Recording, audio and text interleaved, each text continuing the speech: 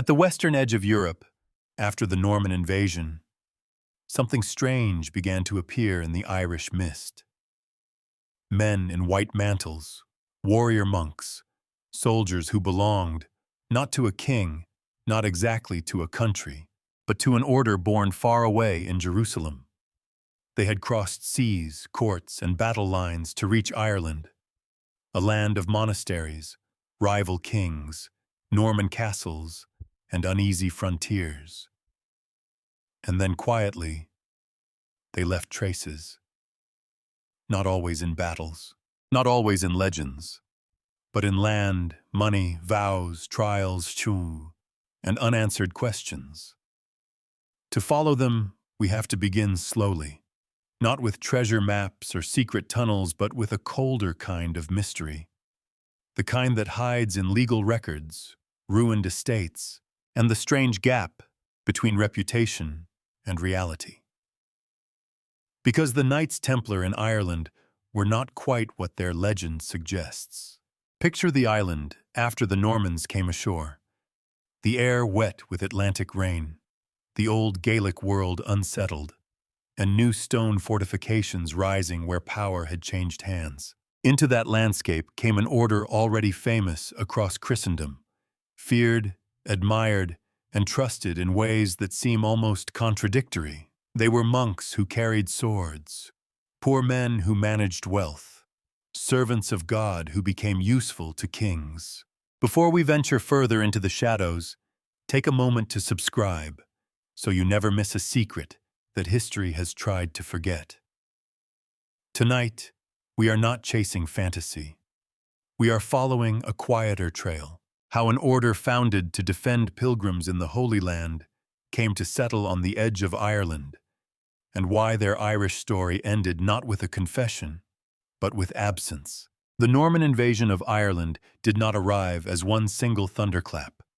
It came in stages, through bargains, ambitions, marriages, private armies, and the kind of political invitation that later generations tend to regret.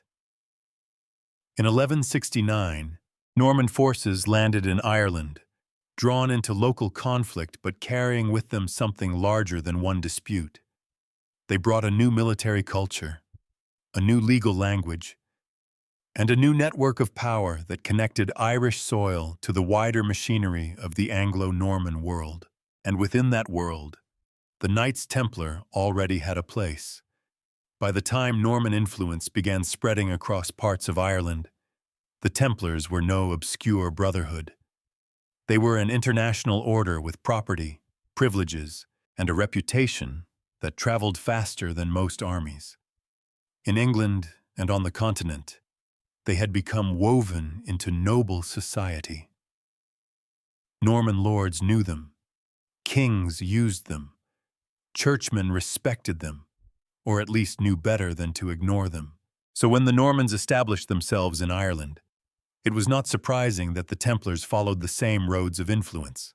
This is important, because the Irish Templars were not an alien force dropped mysteriously onto the island with no explanation.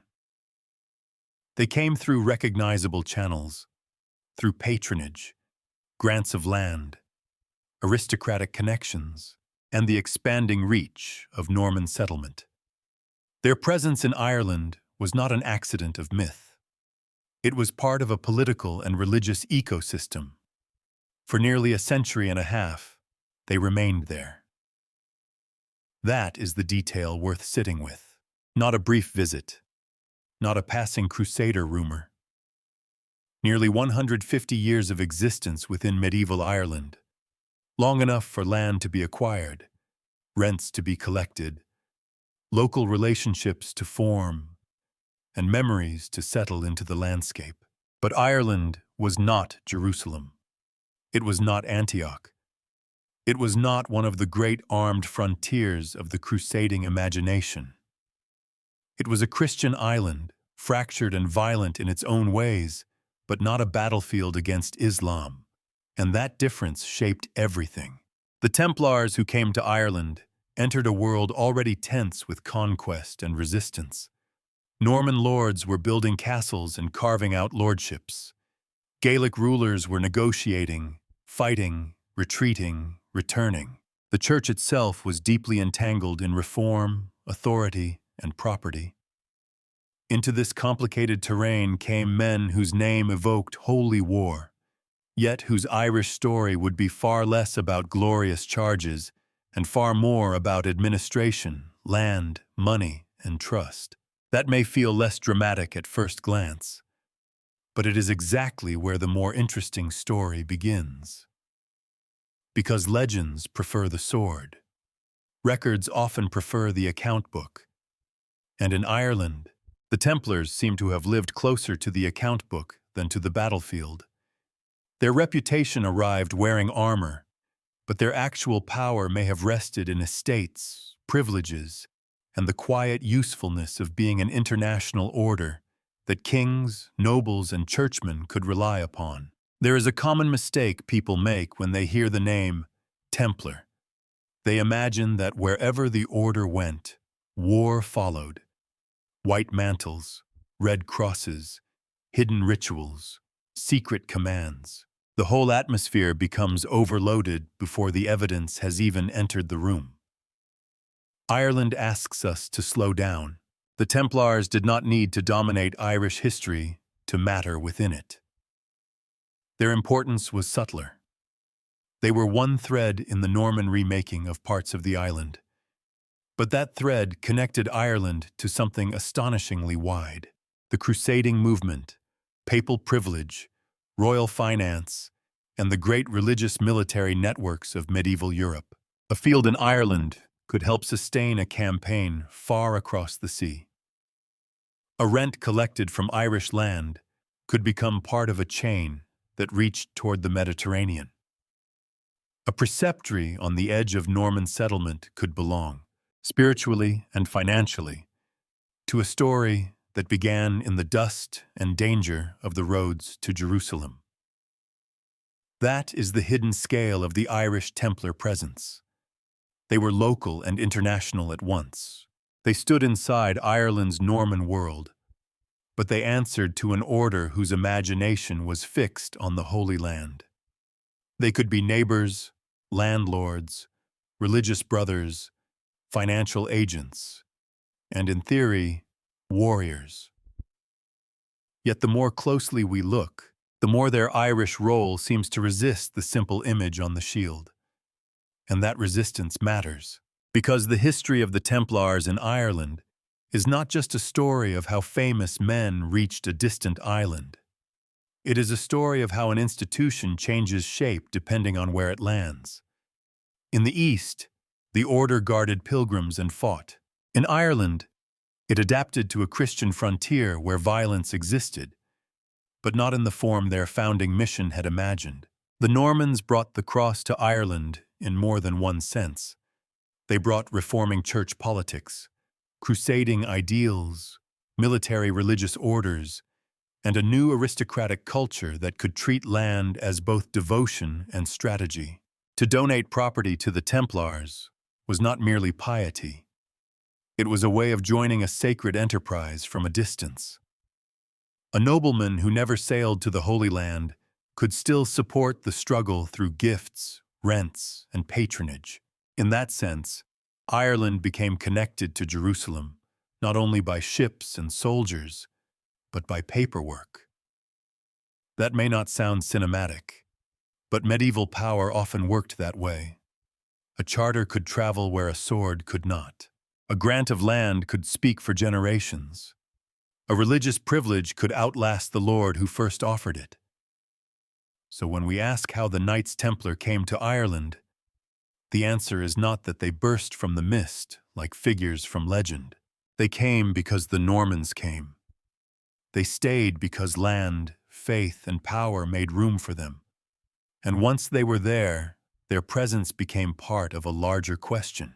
What happens when an order created for holy war finds itself on a Christian island, far from the desert roads it was sworn to defend? To understand why the Templars in Ireland were so unusual, we have to leave Ireland for a moment. Not for long, just far enough to see the order at the place of its birth.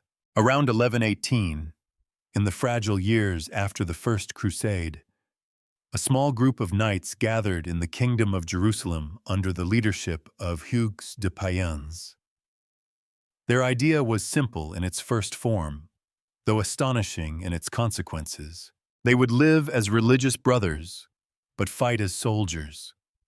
They would take vows, obey a rule, and dedicate themselves to protecting Christian pilgrims traveling through lands where the roads could be dangerous, exposed, and politically unstable. Their full name carried the ambition of the age: the poor fellow soldiers of Christ and of the Temple of Solomon. It is a name that sounds almost too heavy for ordinary men to bear. Poor fellow soldiers, Christ, Temple, Solomon. Each word pressed the order into a larger sacred story. These were not merely armed guards for travelers. They were presented as men standing at the meeting point of monastic discipline, biblical memory, and war. And the reference to the temple mattered. The order became associated with the Temple Mount in Jerusalem, a place loaded with scriptural and symbolic power. In medieval Christian imagination, Jerusalem was not just a city. It was a map of salvation, a physical landscape where heaven, history, prophecy, and politics seemed to overlap. To attach a military brotherhood to that setting was to give it a seriousness no ordinary band of fighters could claim. That is one reason the Templars became so magnetic. They offered medieval Europe a solution to a spiritual contradiction. War was violent, ugly, and morally dangerous. Monastic life was supposed to be devoted to prayer, obedience, and renunciation.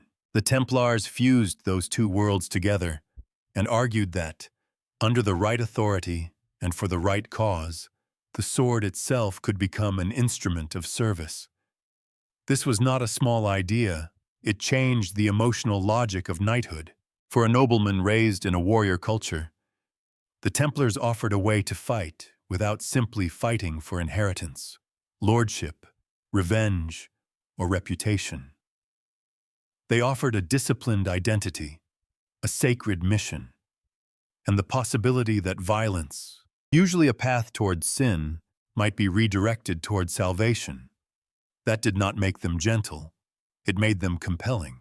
The early Templars were not born as a vast institution. Like many medieval powers, they began smaller than their later legend.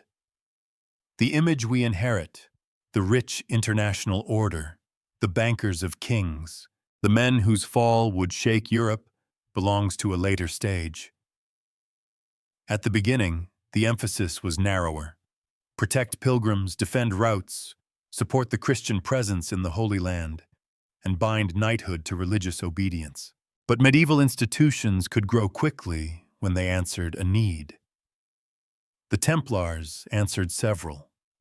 They gave the crusading movement a permanent military arm. Crusades could come and go.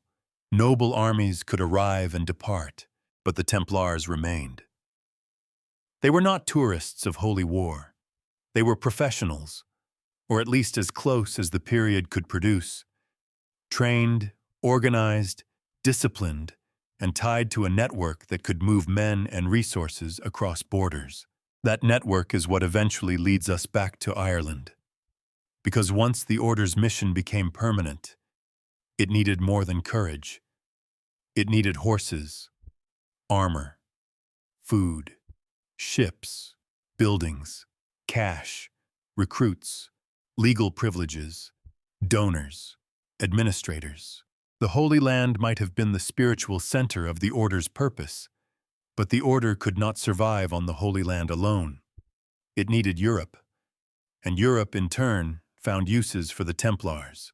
Kings valued them because they were reliable in a world where reliability was rare. Nobles valued them because gifts to the Order could serve devotion, prestige, and strategy at the same time. The Church valued them because they embodied a crusading ideal that had become central to the religious politics of the age. This is where the romantic image begins to widen into something more practical. A Templar preceptory in Western Europe was not simply a barracks waiting for war. It was part monastery, part estate office, part recruitment center, part financial node, and part symbol. Its brothers might never see Jerusalem. Its fields might be worked by tenants who knew little about the roads to the Holy Sepulchre. Yet all of it was connected, at least in principle, to the same sacred project. That connection gave distant places meaning. A farm in Ireland could belong to the history of the Crusades without ever hearing the sound of a Saracen charge. A horse raised under damp western skies could be sold, exchanged, or valued within a system designed to sustain campaigns far away. A noble family, granting land to the order, could imagine itself participating in the defense of Christendom without leaving home. And this is one of the quieter truths of medieval crusading. Not everyone had to go east in order to be involved. Some paid, some prayed, some donated land, some entered religious orders, some provided sons, some provided rents. The great movements of the age were carried not only by armies, but by the ordinary endurance of estates and ledgers. So when the Knights Templar reached Ireland through the Norman world, they brought with them a story already larger than themselves. Their origin in Jerusalem gave them spiritual glamour. Their rule gave them structure. Their military reputation gave them authority. Their vows gave them moral seriousness. And their expanding property network gave them staying power. Ireland received all of that in a modified form. The island did not become a second Holy Land. The Templars did not arrive there to guard pilgrims on the road from Jaffa to Jerusalem. They were far from the Eastern theaters that had shaped their identity, yet the meaning of their presence depended on those distant beginnings. Without Jerusalem, an Irish Templar estate would be only another religious property. With Jerusalem behind it, that same estate became part of a holy supply chain. That phrase may sound modern, but the idea is medieval to its bones. The Templars were built to turn devotion into organization. They took the prayers and fears of Christian Europe and gave them institutions, houses, lands, seals, receipts, trained men, recognized privileges. They transformed the emotional energy of crusading into something that could be stored, transferred, taxed, protected, and spent. This is why their Irish history cannot be understood only by looking for battles. The battlefield was just one expression of the order's purpose. The deeper engine was institutional, and once we see that, the apparent strangeness begins to make sense. A brotherhood born near the Temple of Solomon could settle in the Emerald Isle because medieval Christendom was not a set of isolated places. It was a web of obligations, privileges, fears, hopes, and roots. Jerusalem could reach Ireland through a charter. Ireland could reach Jerusalem through a rent payment. A knight who never left the West could still belong to an Eastern war. The Templars were one of the great bridges that made this possible. But bridges create tension. They join worlds that do not naturally fit together. The monk and the soldier, poverty and property, prayer and violence, local landholding and international command, Ireland and Jerusalem. That tension would follow the Templars everywhere they went. In the Holy Land, it gave them purpose. In Europe, it gave them influence. In Ireland, it created a quieter puzzle. What exactly was a military order supposed to do when the war it was made for was somewhere else? A military order that rarely fought is a difficult thing for legend to digest. The Knights Templar have never suffered from a lack of imagery. Even before modern fiction found them useful, they carried a powerful shape in the medieval imagination: the white mantle, the red cross, the disciplined charge. The brother knight who had given up family life and private wealth in order to serve God with a sword in his hand. But Ireland complicates that image. Here, the Templars appear less as battlefield heroes and more as a presence folded into the working structures of Norman rule. They held land. They managed estates. They maintained houses. They received grants. They dealt with property, income, obligations, and the daily business of survival. Their Irish history does not offer us, at least from the evidence usually associated with them, a long procession of dramatic campaigns led under the Templar banner. And that absence is not a small detail. It is the center of the puzzle. Because the Templars were famous precisely because they were not ordinary monks. They were not meant to live only in cloisters, singing offices and copying manuscripts while the world thundered outside. Their identity was created around a sacred use of force. They were men who had turned combat into vocation. So when we find them in Ireland, and the military evidence seems limited, we are forced to ask a more interesting question than, where did they fight? We have to ask, what did their reputation allow them to do even when they were not fighting? That is where the Irish story becomes sharper. Medieval power did not depend only on actual violence. It depended on the credible possibility of violence, on status, on sacred authority, on reputation, and on relationships. A Templar house did not need to send knights into every local conflict in order to matter. The name itself carried weight.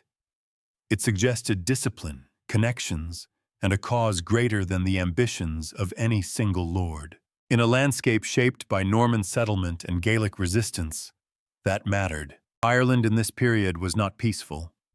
It was full of pressure, territorial disputes, shifting alliances, raids, negotiations, and the friction of two political cultures living uneasily beside and within one another. Yet the violence of Ireland was not the same as the crusading war for which the Templars had been designed. The enemy here was not the Muslim ruler of a city in the eastern Mediterranean. The conflicts were largely between Christians, however bitter those conflicts became. That distinction may sound tidy in theory. In practice, it made the Templars' role deeply awkward. A knight trained for holy war could not simply treat every local quarrel as a crusade. A brotherhood founded to defend pilgrims and fight for Christian control in the Holy Land could not automatically pour itself into Ireland's internal wars without straining the logic of its own mission. The Irish frontier was dangerous, but it was not the road to Jerusalem. This is why the phrase warrior monk can mislead us if we let it do too much work. The Templar was not just a man with a sword and a prayer. He was a man inside a rule. His violence had to be justified, authorized, and framed. He was part of a religious institution, not a private gang in holy clothing. That did not make the order immune to politics, or pure in some simple sense. No medieval institution with land and influence was free from worldly entanglement. But it does mean their activity had boundaries. Ireland tested those boundaries. Imagine a Templar preceptory on Irish soil, not as a fantasy fortress full of secret rites, but as a functioning religious estate. Men come and go. Tenants work the land. Animals must be kept. Buildings repaired. Rents collected. Accounts maintained. Visitors received. Letters sent. Orders obeyed. News from England and the continent travels slowly, but it travels. Somewhere far beyond the horizon, the Holy Land remains the spiritual reason for all of this. Now, place that house within a country where political violence is near, but the Order's primary battlefield is far away. The result is not inactivity, it is a different kind of activity. The Irish Templars may have been warriors by identity, but much of their value came from being organized, trusted, and plugged into a network that stretched beyond the island. Their discipline made them useful. Their religious status made them respectable.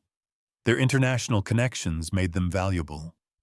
Their military reputation, even when not expressed in constant warfare, gave them an aura that ordinary landholders did not possess.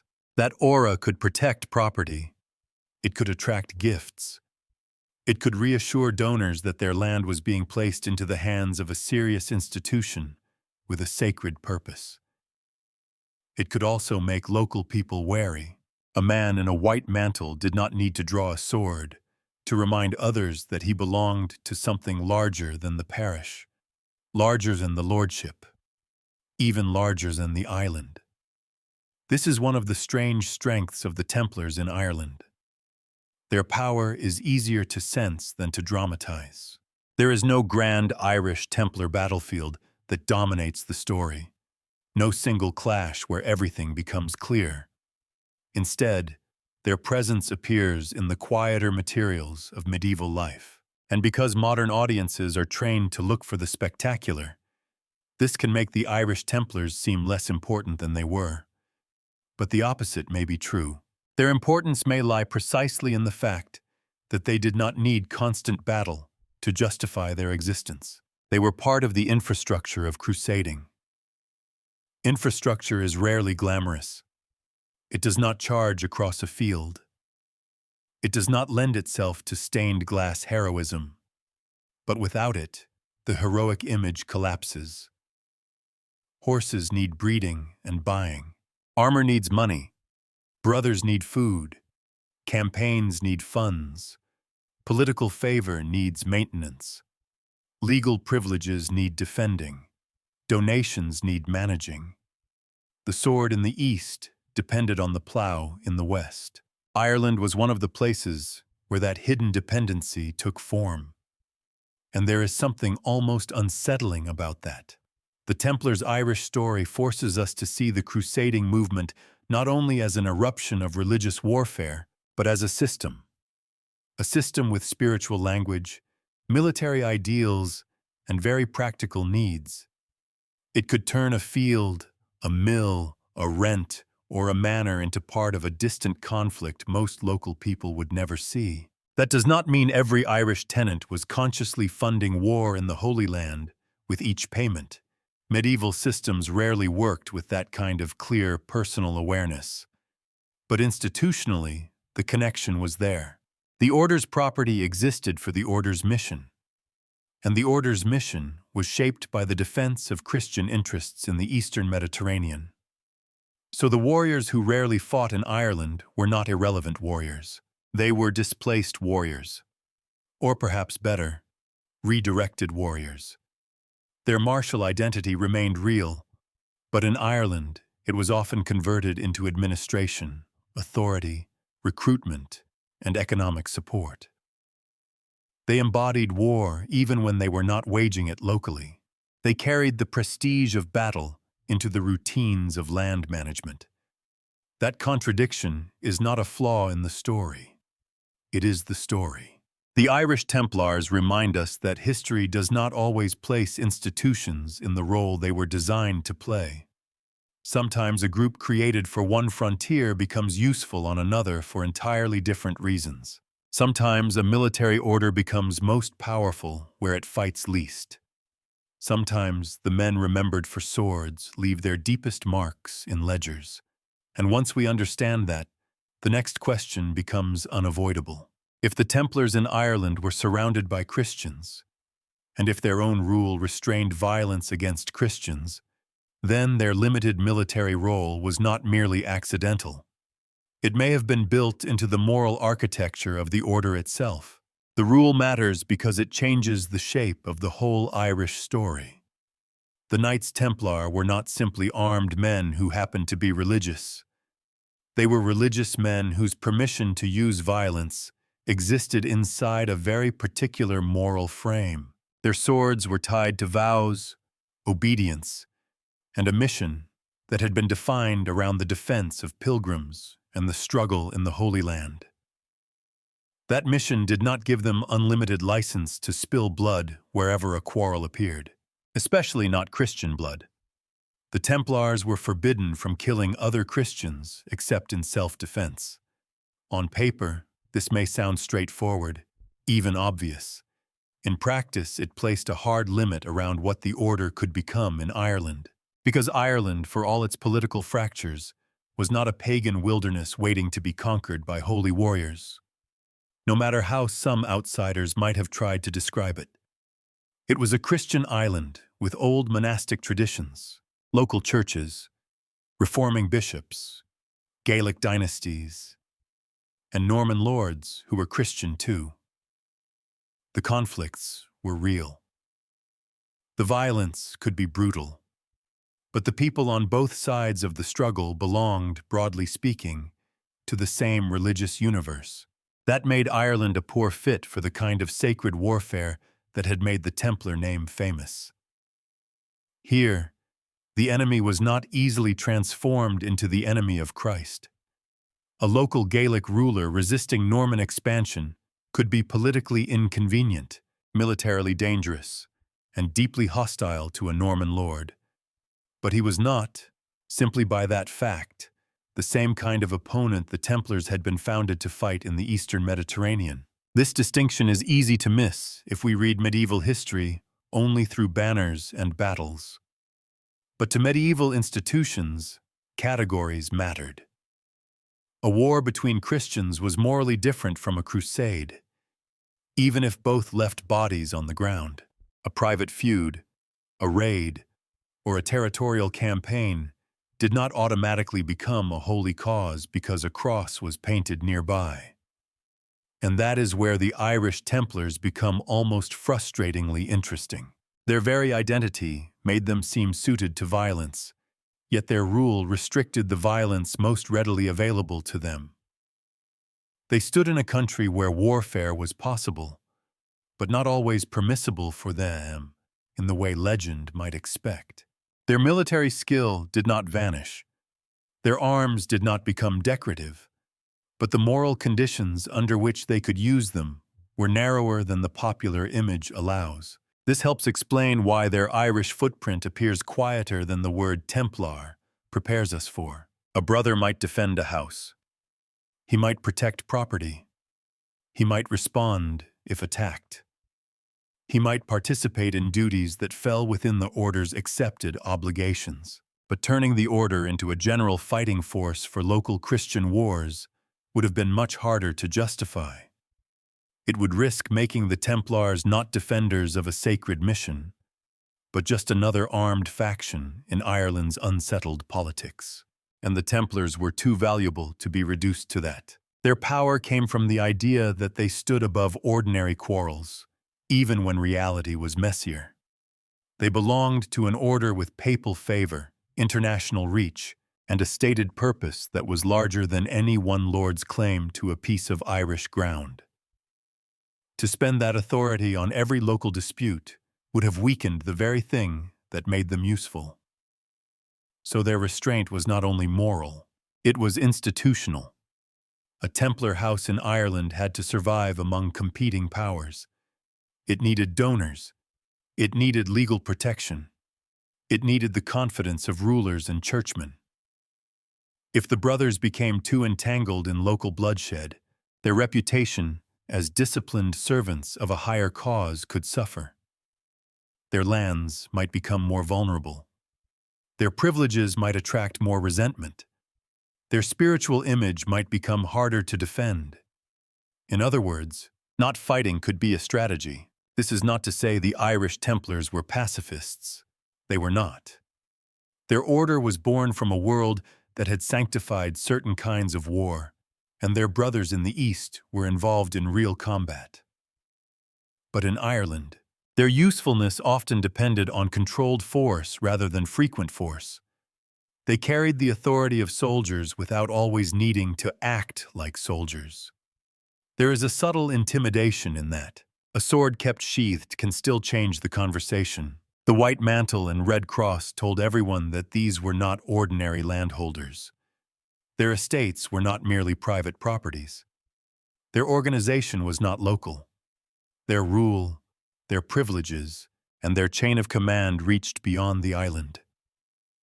Even when they did not fight, they represented the possibility of disciplined resistance and powerful friends. That presence could stabilize. It could also irritate. For Gaelic communities, they may have appeared as another arm of the Norman world, even if their primary purpose was technically elsewhere. For Norman patrons, they offered a way to support crusading ideals while strengthening a religious institution within conquered or contested territory. For royal authorities, they could be useful precisely because they were trusted, mobile, literate, and experienced in handling resources. The rule against Christian blood did not make the Templars irrelevant in Ireland. It pushed them into other forms of influence. Landholding became safer than campaigning. Administration became more appropriate than aggression. Recruitment, storage, management, and finance could serve the order's mission without plunging it into every Christian conflict around it. If violence came to them, self-defense remained possible. But if wealth, men, horses, and rents could be gathered without violating the order's moral boundaries, then Ireland had a role to play. This is where the story begins to shift from the romance of the warrior monk to the machinery behind him. The Templar in Ireland was not always the man charging with a lance. He was also the man who made sure the horse existed in the first place. He was the brother overseeing property that generated income. He was the religious official whose house could receive donations meant to support war far away. He was the representative of a movement that needed the west of Europe not as a battlefield, but as a reservoir. The restraint against killing Christians shaped the order's Irish identity by narrowing the field of action. And when one path narrows, another often widens. So instead of imagining Irish Templars searching constantly for enemies, it may be more accurate to see them searching for usefulness. Their problem was not that they had no role. Their problem was that their most famous role did not quite fit. They had to become something else without ceasing to be Templars. That is a difficult balance for any institution. Become too worldly, and the vows begin to look hollow. Remain too detached, and the lands, privileges, and networks lose their purpose. The Templars in Ireland seem to have lived inside that tension, protected by their religious status, limited by their rule, and sustained by the very economic activities that would later make the order seem dangerously powerful. Because once the sword is restrained, attention moves to the purse. And in the Irish mist, the purse may have mattered more. Ireland was not the front line. That is the first thing to understand. It was not the place where the Templars expected to win back a city, break an army, or hold a crusader fortress against siege engines and hunger. It was not the landscape that gave the order its founding myth. The wind off the Irish Sea was a long way from the heat and dust of the roads to Jerusalem. But distance did not mean irrelevance. For the Knights Templar, Ireland belonged to a different kind of map. Not the map of battlefield glory, but the map of support.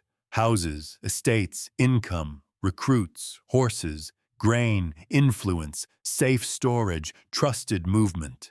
The kind of map no minstrel would sing about for very long, unless he had a special fondness for rent rolls. And yet that quieter map may tell us more about how the order actually survived. A crusading army could not live on devotion alone. It needed material life behind it.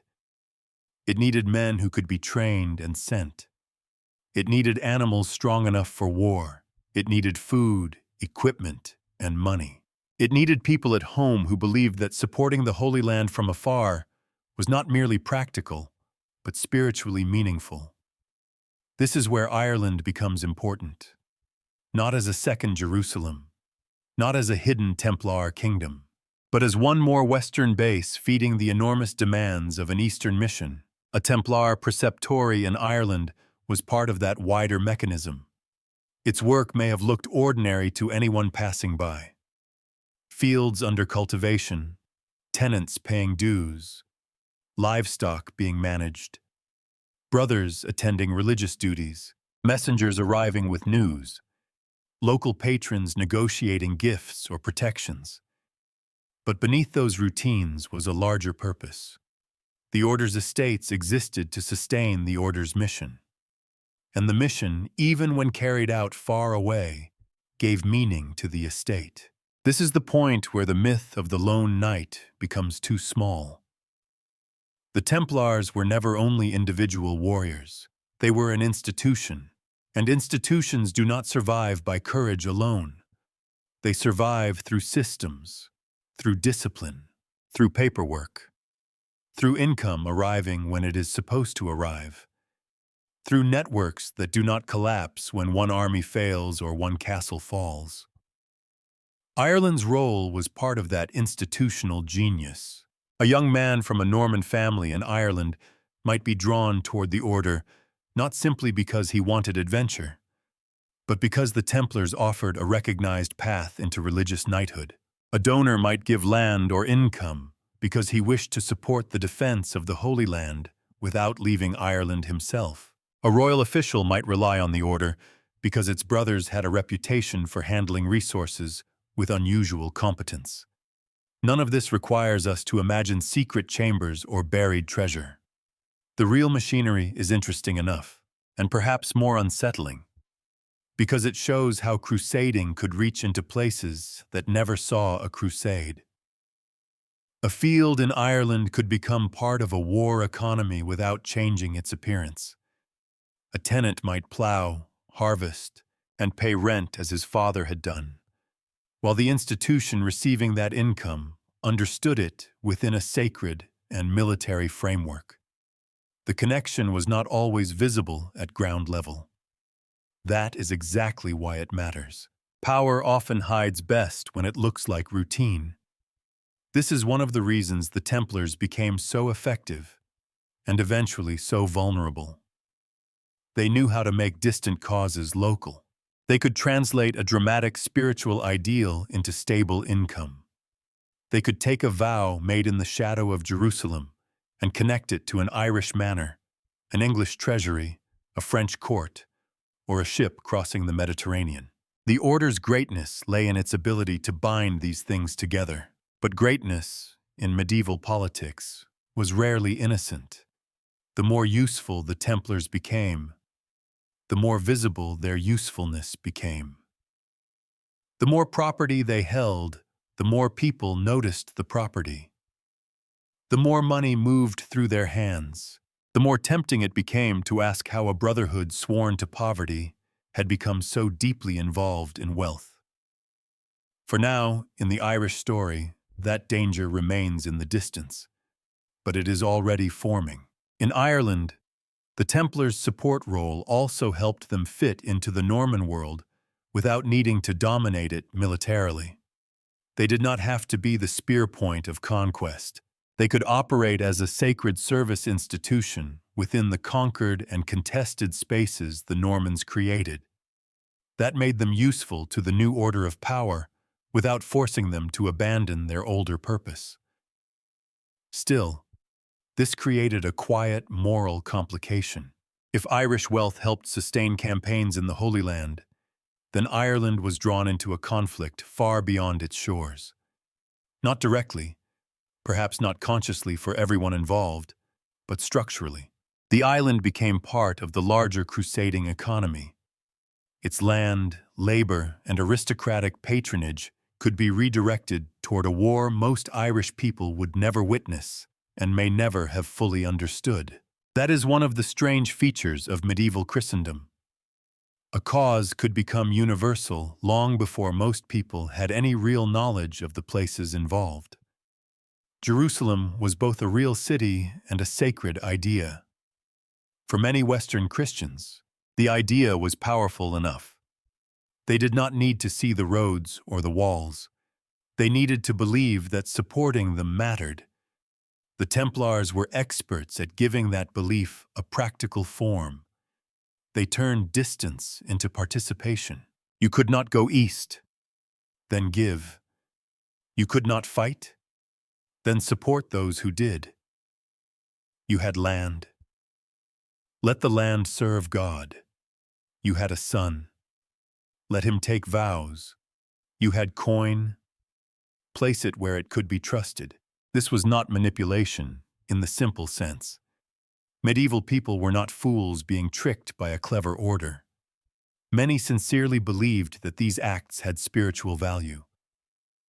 The Templars offered a structure through which devotion, fear, ambition, and social prestige could all move in the same direction. Ireland entered that structure through the Normans, but once inside it, its role was real. The island became part of a rear base system for the Holy Land, and rear bases are easy to underestimate because they do not look heroic. They are places of waiting, storing, training, counting, negotiating, and maintaining. They are where great causes become durable. Without them, the dramatic moments fail quickly. With them, an order can survive for generations. This helps explain why the Templars remained in Ireland for so long, despite the limited evidence of major fighting there. Their Irish houses did not need to justify themselves through constant combat. They justified themselves by feeding the larger body of the order. Like a heart far from the hand that holds the sword, their work was hidden, rhythmic, and necessary. But hidden systems leave different traces from battles. They leave grants. They leave valuations. They leave transfers of land. They leave disputes over property. They leave the sudden silence that comes when an institution is dissolved and its possessions are handed to someone else. So if we want to find the Irish Templars, we should not only look for blood on the field, we should look for the roots by which wealth moved, the estates that supported the brothers, and the quiet confidence with which medieval society trusted them to hold and manage what others could not. The Templar story in Ireland becomes clearer once we stop asking why they did not fight more. The better question is why they became so trusted with everything that made fighting possible. The most powerful thing the Templars held in Ireland was not a sword. It was land. Land was the medieval answer to almost every practical question. How do you feed men? Land. How do you generate income? Land. How do you reward service, secure loyalty, display status, save your soul, or turn a temporary political victory into something that might survive your grandchildren? Again, land. To modern eyes, land can feel passive, a background, a setting, something people fight over before the real story begins. But in medieval Ireland, as in the rest of Europe, land was the story. It produced grain, animals, timber, rents, obligations, and influence.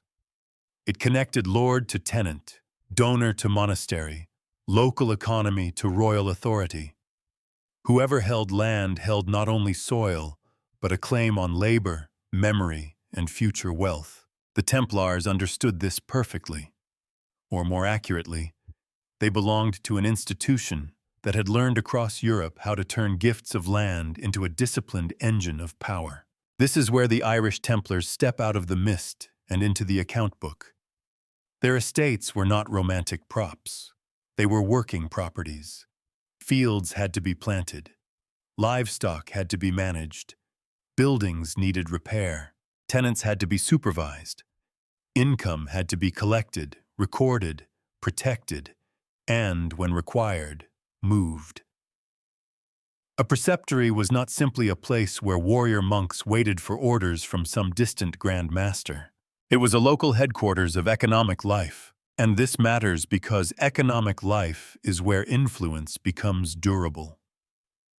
A battlefield victory can disappear in a season. A charter can shape a century. The Templars in Ireland acquired and managed property within a society already being reorganized by Norman settlement. Grants to religious orders were part of the fabric of that world. A lord might donate land for spiritual reasons, hoping to support a sacred cause and benefit his own soul. But piety and politics were rarely strangers. A gift could also strengthen ties with a prestigious order, place property under powerful protection, or attach a family name to the grand drama of crusading without anyone needing to book passage east. The Templars were ideal recipients because they seemed to offer several promises at once. They were holy enough to receive devotion, military enough to command respect, international enough to feel important, organized enough to be trusted with property. That combination was rare, and it made their landholding unusually potent. Their Irish estates were part of what we might call a silent empire, not an empire of crowns and coronations, but of holdings, revenues, privileges, and dependable administration. It did not announce itself with one capital city. It did not need a throne. It spread through houses and farms, through legal rights and obligations, through local arrangements that were easy to overlook until someone tried to take them away. This kind of power is quieter than conquest, but not weaker. In fact, it may be more resilient. A castle can be besieged. A knight can be killed.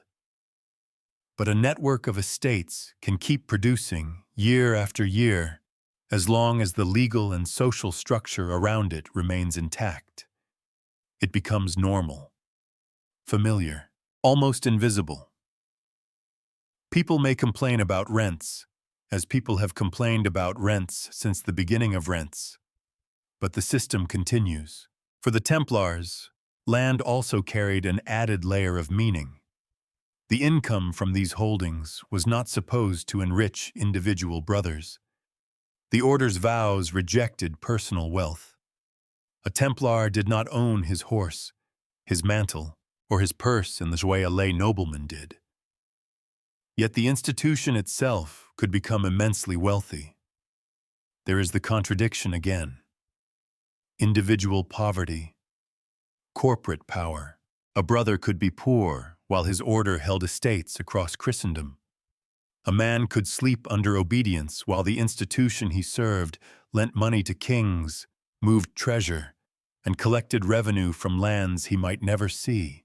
The Templars did not invent this contradiction, but they made it unusually visible. Ireland was one piece of that larger pattern.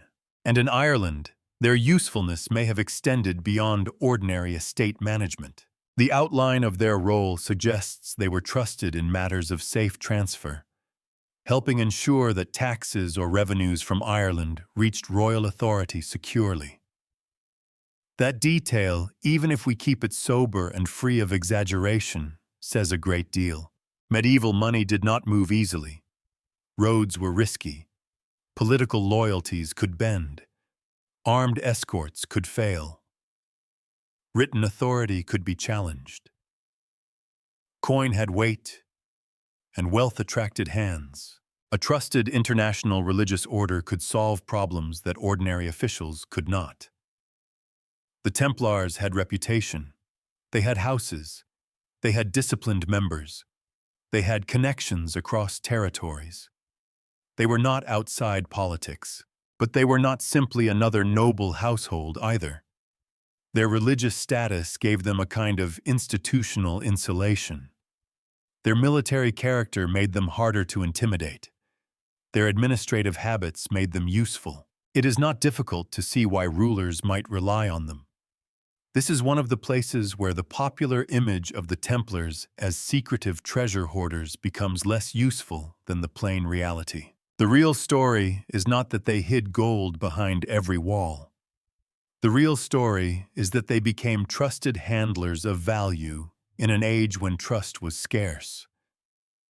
That is more historically interesting than a trapdoor. The Order's land in Ireland helped support its wider mission, but it also inserted the Templars into local society. They were not ghosts passing through. Land made them neighbors. Land made them landlords. Land gave them disputes to manage and obligations to enforce. It tied them to weather, harvest, disease among animals, tenants' complaints, legal claims, and the slow grind of rural life. In other words, it made them ordinary and powerful, both at once. This is difficult for legend, because legend likes its Templars either shining or sinister. It prefers them on horseback or beneath interrogation.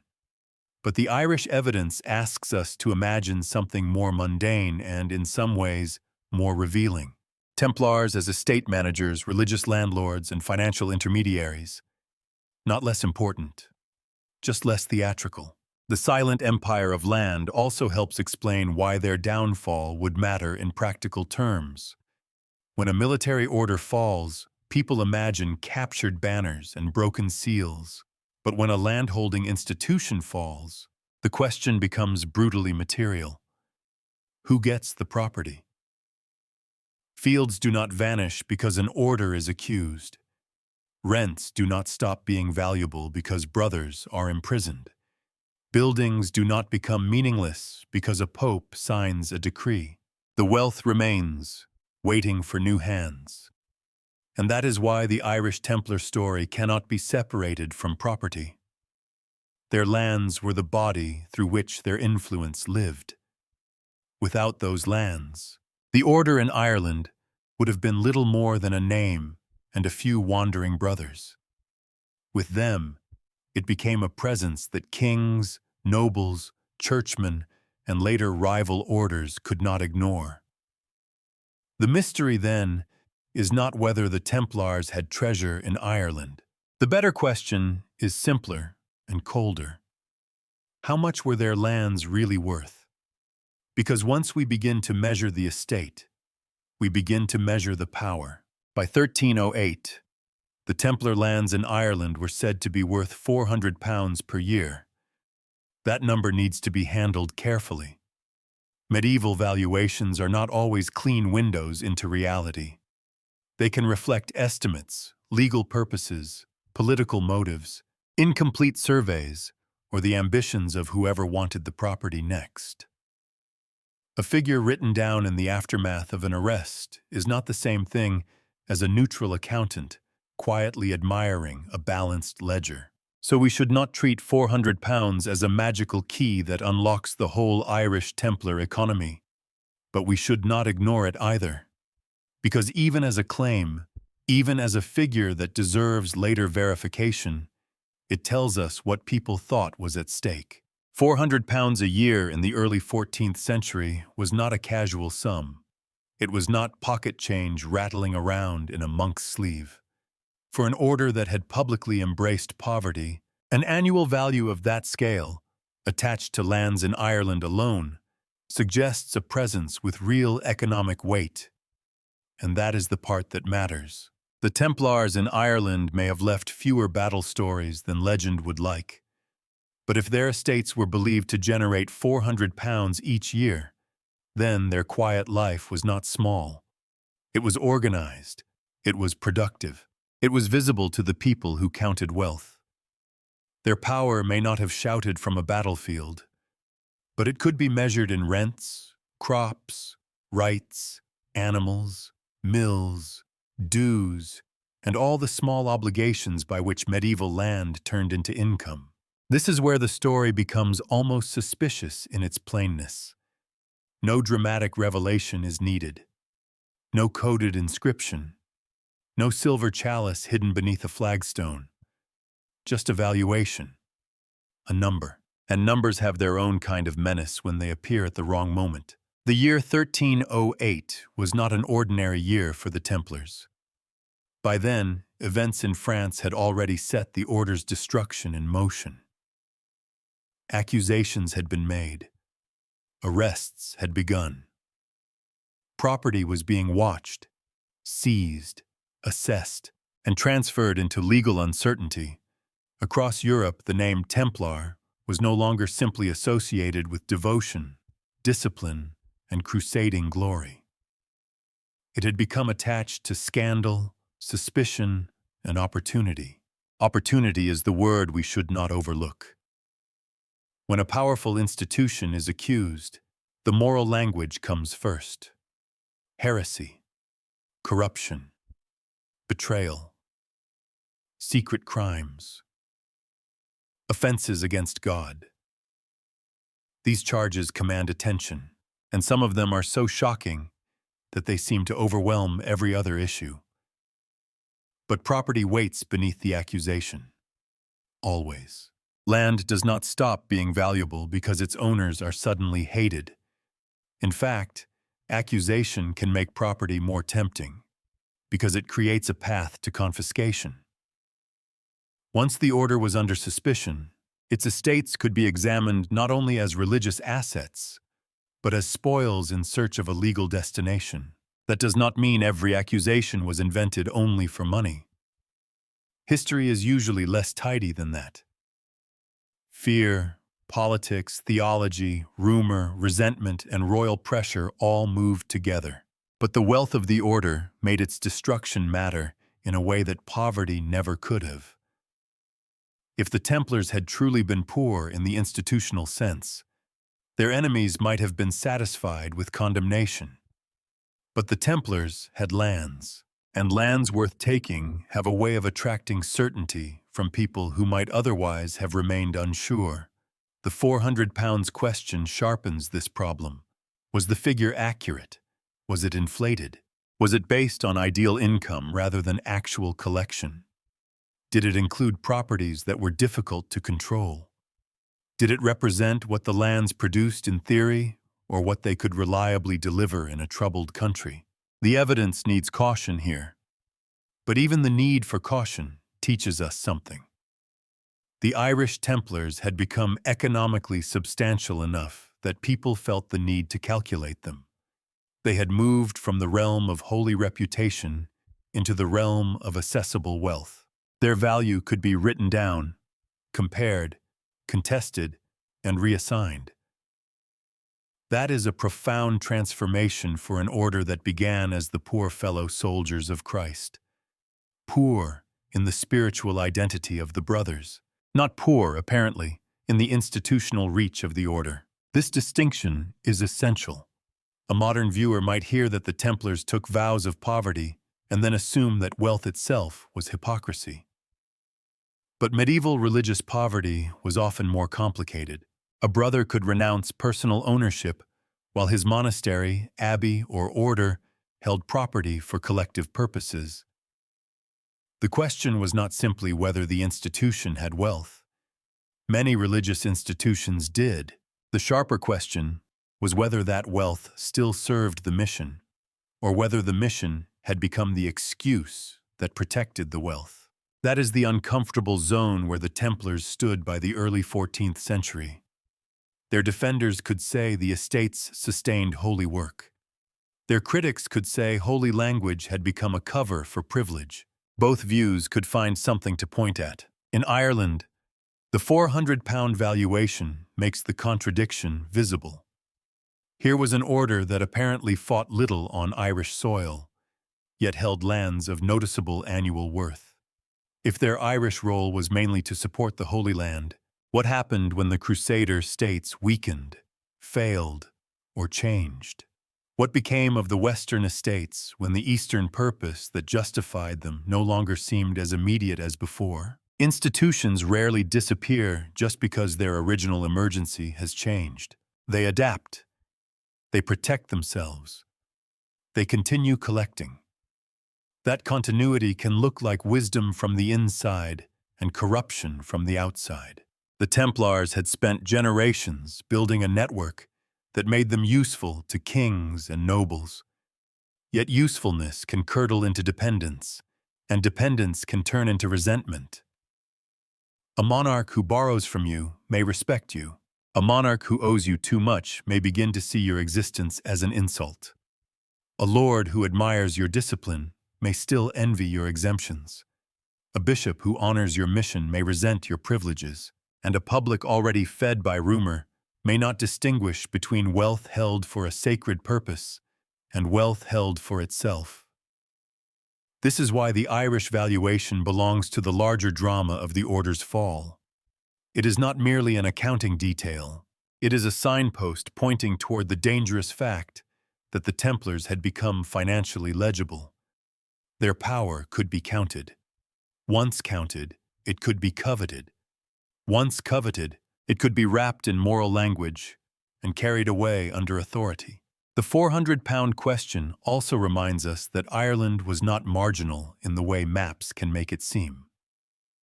From the perspective of Jerusalem, Ireland was distant. From the perspective of Templar finance, distance did not erase value. An estate at the edge of the Atlantic could still belong to the same institutional body as a house in England or France. The wealth of the order was cumulative. Each holding mattered because it formed part of a greater total. That total was what frightened people, or tempted them, or both. We must keep the uncertainty visible. The exact figure should be marked for verification. Medieval records must be read with patience, and the value of land in Ireland could vary depending on circumstances that a single number does not reveal. But as a narrative clue, the claim is powerful. It shows that the Irish Templars were not merely a few holy soldiers scattered in the rain. They were attached to an estate system worth noticing, and perhaps that is the deeper lesson of the number. The Templars did not need to be everywhere in Irish memory to be important in Irish wealth. Their story hid not because nothing happened, but because the things that happened were administrative, financial, and legal. The very kinds of history that rarely become legend until scandal arrives. By 1308, scandal had arrived. And once the order's lands were being weighed, another question pressed close behind. How had a brotherhood sworn to poverty become one of medieval Europe's most trusted handlers of money? Money, in the Middle Ages, was never just money. It was weight. It was risk. It was trust made visible in metal. It had to be guarded, counted, carried, hidden, promised, borrowed, repaid, and sometimes explained to men with swords who had very strong opinions about repayment. This is why the Templars' financial system mattered. In a world before modern banks, before instant transfers, before state-backed paper currency, moving wealth over long distances was dangerous. Coin was heavy. Roads were uncertain. Ships could sink. Bandits were not merely a bedtime warning. Political borders shifted. Local officials could interfere. And a traveler carrying enough money to matter was also carrying an invitation to be robbed. The Templars offered a solution that was elegant because it was built on something older than finance: reputation. A person could deposit money at one Templar house and receive a written record, a receipt, in effect, allowing value to be drawn elsewhere within the order's network. The system was not banking in the modern sense, and we should be careful not to dress medieval practice in a suit it never wore. But it did perform one of the essential functions that later banking would make familiar. It allowed wealth to move without the full physical danger of carrying all of it in coin. That was extraordinary. Not because no one in medieval Europe understood credit or record-keeping. They did. Merchants, rulers, monasteries, and Jewish and Italian financiers all had their own forms of financial skill. The Templars were not lone geniuses inventing money in a stone room, but they had a rare combination of advantages. They were international. They were religious. They were disciplined. They had houses across regions.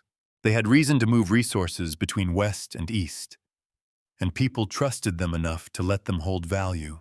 Trust is the quiet foundation beneath all of this. Without trust, a receipt is just ink on a vulnerable piece of parchment. With trust, it becomes portable wealth. Imagine the difference. A nobleman, pilgrim, or royal agent does not need to carry every coin through every dangerous mile.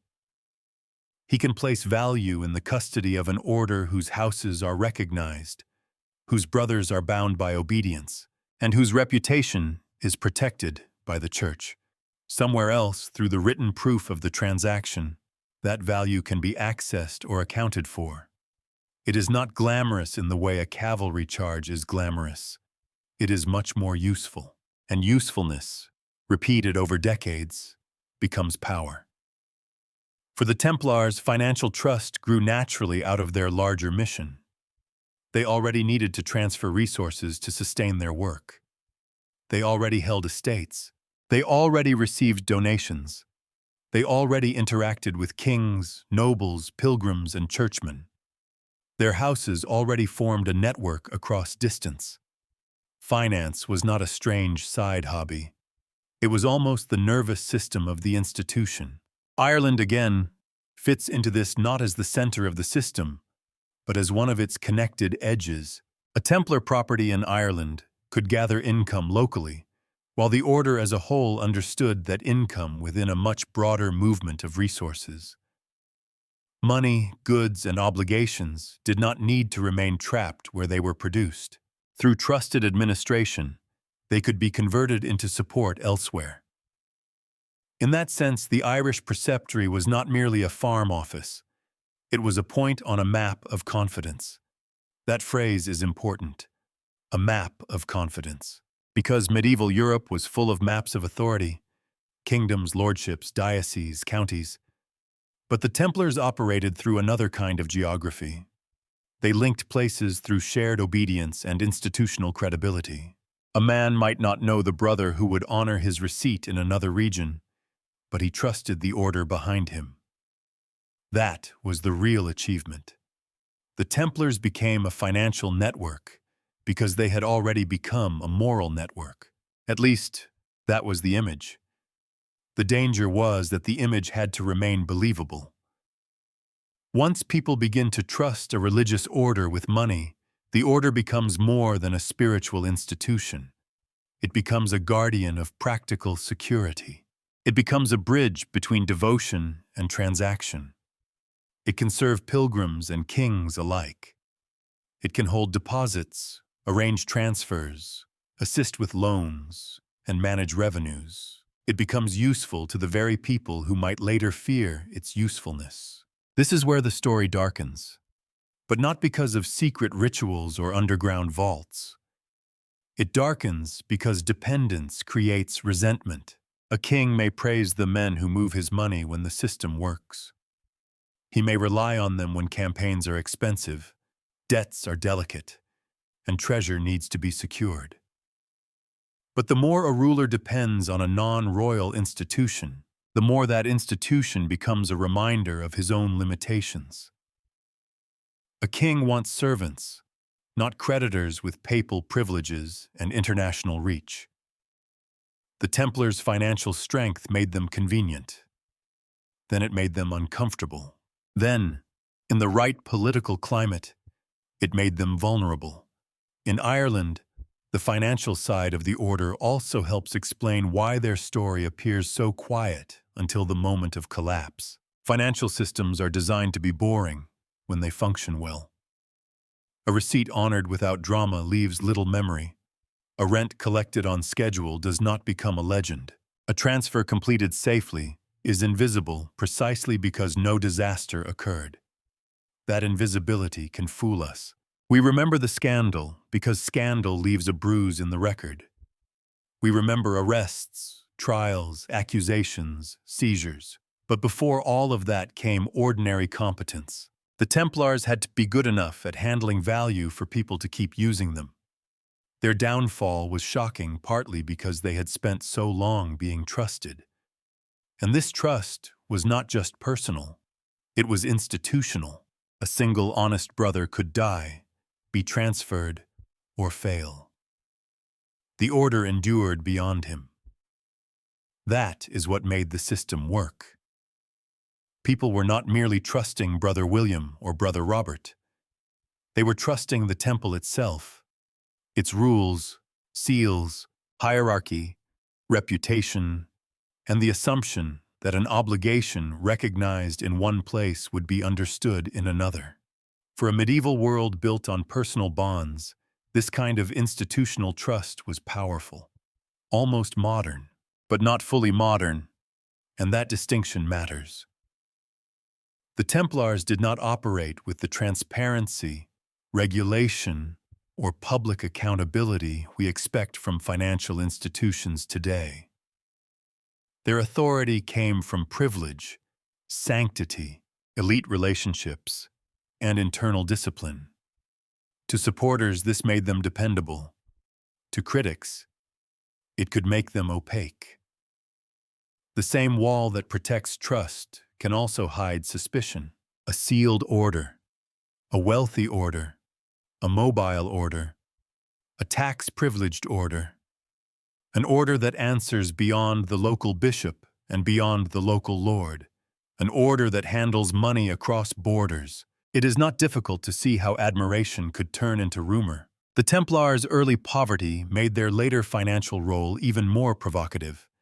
Their name still carried the old humility, poor fellow soldiers of Christ. Yet by the 13th century, they had become experienced managers of wealth on a European scale. The brothers themselves might own nothing personally, but the institution could hold enough to make kings pay attention. This contradiction did not need to be criminal to be dangerous. It only needed to be visible, and in the end, visibility was part of the problem. Wealth can be hidden for a while behind holiness, but not forever. Receipts, loans, estates, transfers, and privileges all leave impressions. They create relationships. They create debts. They create enemies who may not speak while the institution is strong, but who remember very carefully when it weakens. The Irish Templars lived within this broader financial world. Their lands, their rents, their possible role in secure transfers, and their connection to the Order's international network all point toward the same conclusion. In Ireland, as elsewhere, the Templars mattered not only because they could fight, but because they could be trusted with value. That may sound less thrilling than the myths. It is also the reason the myths survived. People are rarely frightened for centuries by men who simply wore dramatic clothing. They are frightened by organizations that seem to know how to gather power without looking like ordinary rulers. The Templars were not kings. They were not merchants in the usual sense. They were not monks in the peaceful stereotype. They sat between categories, and money flowed through the spaces between. Banking before banks was not merely a technical achievement. It was a transformation of sacred reputation into financial authority. And once the sacred becomes financial, one question begins to follow it everywhere. Who has the right to tax what God has been given? In 1139, Pope Innocent II gave the Templars one of the most important gifts any medieval institution could receive. Not land, not gold, privilege. The decree is often discussed in the language of religion, and rightly so. It confirmed the order's special status within the Church and helped define its independence. But privilege in the Middle Ages was never only spiritual. It had weight. It had teeth. It changed who could command you, who could judge you, who could demand payment from you, and who had to step aside while your institution grew. For the Templars, exemption from taxes was not a decorative honor. It was a machine, a quiet one, a holy one, at least in its own language, but a machine all the same. When an order is freed from certain ordinary obligations, it does not merely save money. It gains room to expand. Its estates become more productive for its own purposes.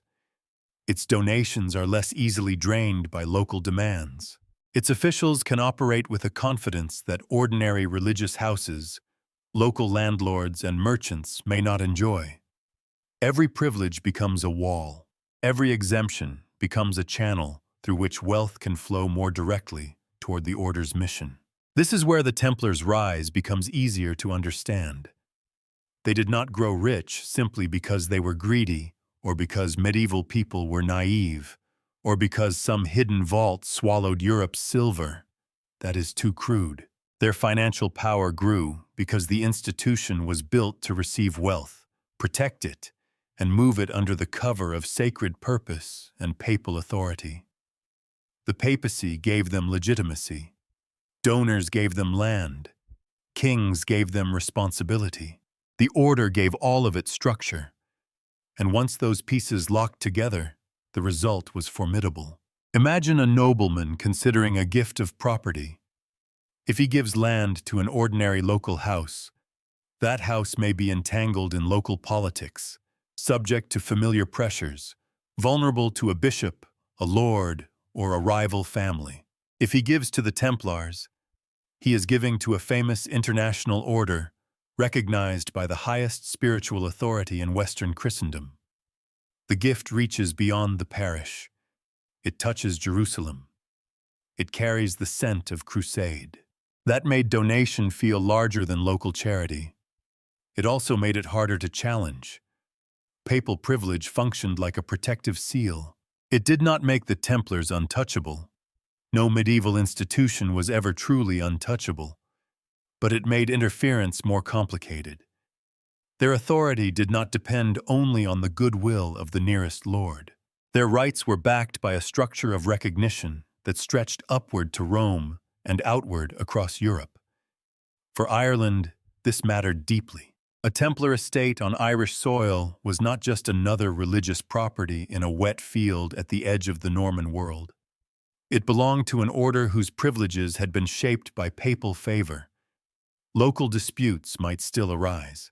Practical problems did not vanish because a pope had spoken. But the order carried a legal and spiritual armor that could be as important as chainmail. This is one of the less glamorous truths of medieval power. Documents could defend property almost as effectively as soldiers, sometimes more effectively. A sword can win an hour. A privilege can win generations. The 1139 decree helped make the Templars into something more than a brotherhood of holy warriors. It helped make them an institution with protected channels of accumulation. Their vow of poverty remained meaningful at the individual level, but the order itself could receive, hold, and multiply resources without being drained in the usual ways. The brothers might renounce personal ownership, while the temple as a corporate body became increasingly capable of acting like a financial power. The contradiction was not hidden. It was built into the system. And for a time, many people accepted it because the purpose seemed sacred enough to justify the arrangement. The Holy Land needed defense. Pilgrims needed protection. Crusading required permanent institutions. If the Templars were exempted, favored, enriched, and trusted, it was because their work was imagined as service to a cause beyond ordinary politics. But ordinary politics has a way of returning. A local official looking at Templar property might see not holiness, but lost revenue. A bishop might see not devotion, but independence. A king might see not sacred discipline, but an organization wealthy enough to be useful and privileged enough to be irritating. Exemption is a blessing to the exempt. To everyone else, it can look like a leak in the system. This is how spiritual privilege becomes political danger. The Templars' exemptions allowed them to gather strength, but they also made that strength conspicuous. They were not merely rich. They were rich in a way that seemed protected from ordinary claims. They were not merely religious. They were religious with military capacity and financial skill. They were not merely international. They were international in an age when rulers were trying, slowly and unevenly, to tighten control over money, law, and loyalty. The order stood in the path of several ambitions at once. And in Ireland, as across Europe, their privileged status shaped how their wealth should be read. Their estates were not isolated accidents. They were part of a broader system in which papal favor, aristocratic donation, and practical administration reinforced one another. The Irish lands that later attracted attention were not simply the result of local generosity. They belonged to a European pattern. This is why the Templars could seem both holy and untouchable, and why untouchable institutions rarely remain loved forever. There is a human element here that should not be missed. Medieval society was intensely hierarchical, but it was also deeply sensitive to fairness within that hierarchy. People accepted privileges when they believed those privileges served a sacred or necessary purpose. They resented them when the purpose seemed distant, outdated, or too convenient for the privileged. The Templars were especially vulnerable to that shift. Their privileges had been granted when the defense of the Holy Land felt urgent and noble. But as decades passed, as crusading fortunes changed, as the Order's wealth in the West grew more visible, the old bargain became easier to question. If the Templars were still exempt, still collecting, still lending, still holding estates, what exactly were people seeing? Faithful service? Or an institution that had learned to live very comfortably inside the language of sacrifice? The answer depended on where one stood. To a supporter, the Templars were disciplined guardians of a sacred cause, unfairly envied by lesser men. To a critic, they were a privileged order whose holiness had become a shield for wealth.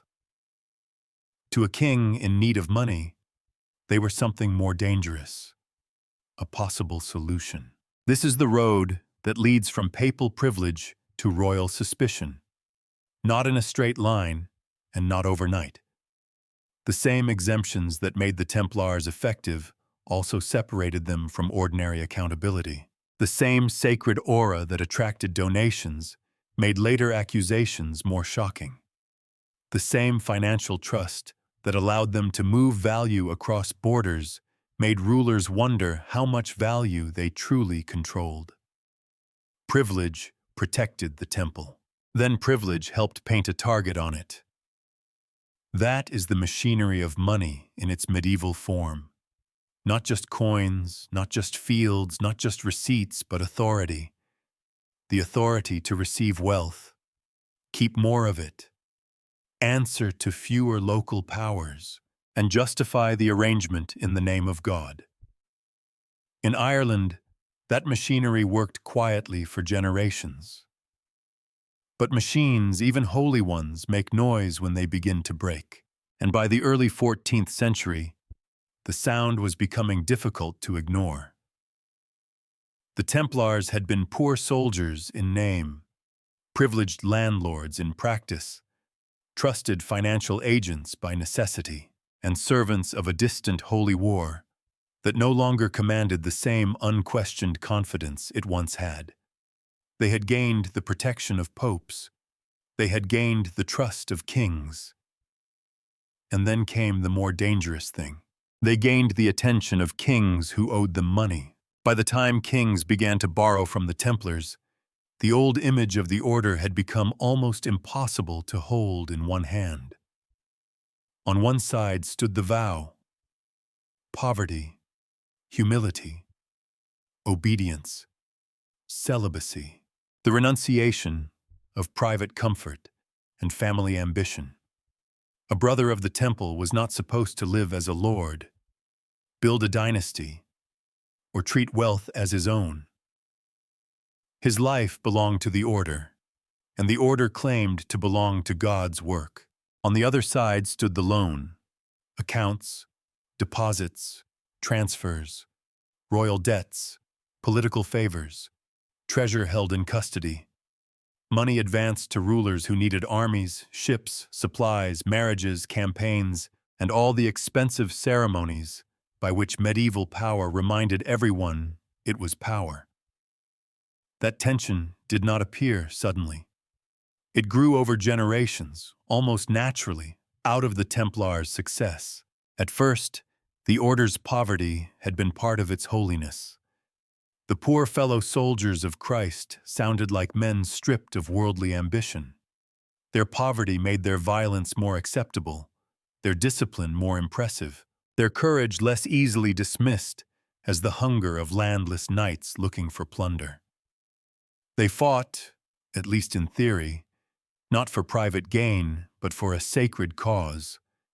But institutions do not remain small simply because their name is humble. The more the Templars were admired, the more they received. The more they received, the more they had to manage.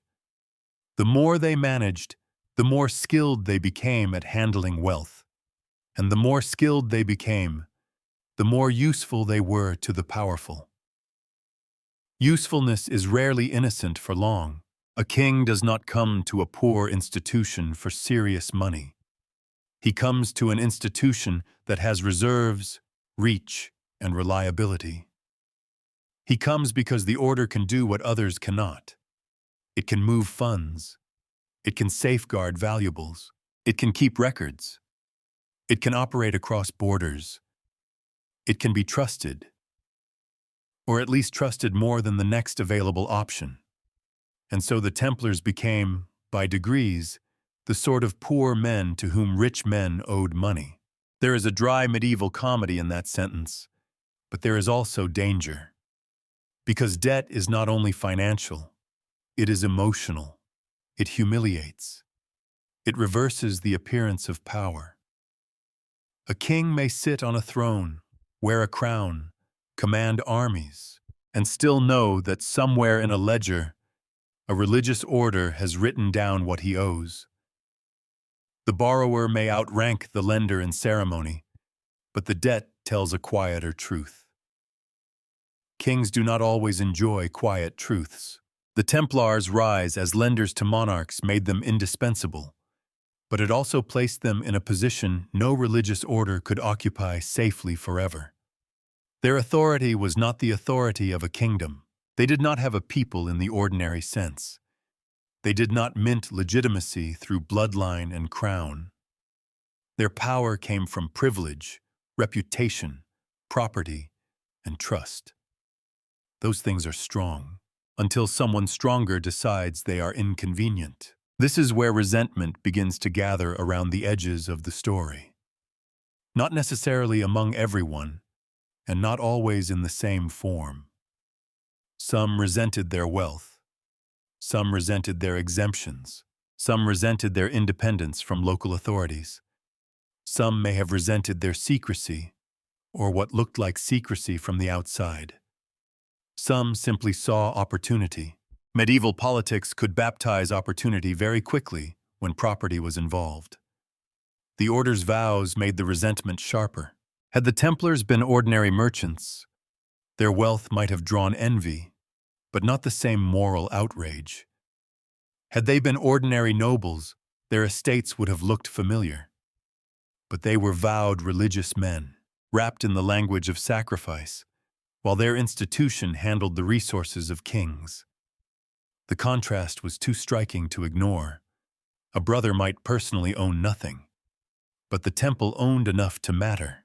This distinction was defensible within medieval religious life. Monasteries had held property for centuries. Collective ownership did not automatically violate individual poverty. But the Templars were not a quiet abbey tucked away in contemplation.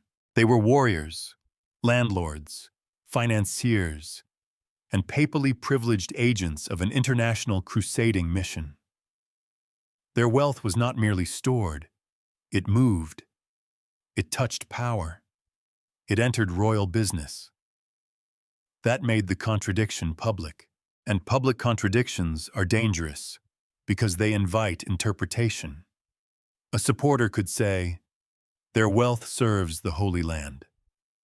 A critic could answer, "Then why do they seem so comfortable with the treasuries of kings?" A supporter could say, "The brothers are poor as individuals." A critic could answer, "Convenient, when the order itself grows rich." A supporter could say, "Their privileges protect sacred work." A critic could answer, "Or protect them from accountability." The facts did not need to change for the story around the facts to change. That is how reputations decay. Slowly, then suddenly. In Ireland, this tension would have been felt through property more than court finance. The Irish Templars were not the center of royal lending, in the way great houses on the continent or in England could be, but they belonged to the same order, and the reputation of the order traveled with them. A local estate in Ireland could not detach itself from the financial image of the temple elsewhere. The white mantle carried the whole story: holiness, war, privilege, wealth, discipline, suspicion. By the early 14th century, that story was becoming unstable. The crusading world had changed. The great Christian positions in the Holy Land had suffered devastating losses. The original urgency that had helped justify the Templars' privileges no longer felt as immediate in the same way. The order still existed, still owned land, still possessed wealth, still operated as a powerful institution. But the question of purpose had become easier to ask. What is a crusading order when the crusading frontier has shifted, shrunk, or failed? What is holy poverty when the institution is rich? What is obedience when the order answers to a chain of command beyond the reach of local rulers? What is trust when the trusted men hold too much? These questions do not prove guilt. They do not make the later accusations true. That point is essential.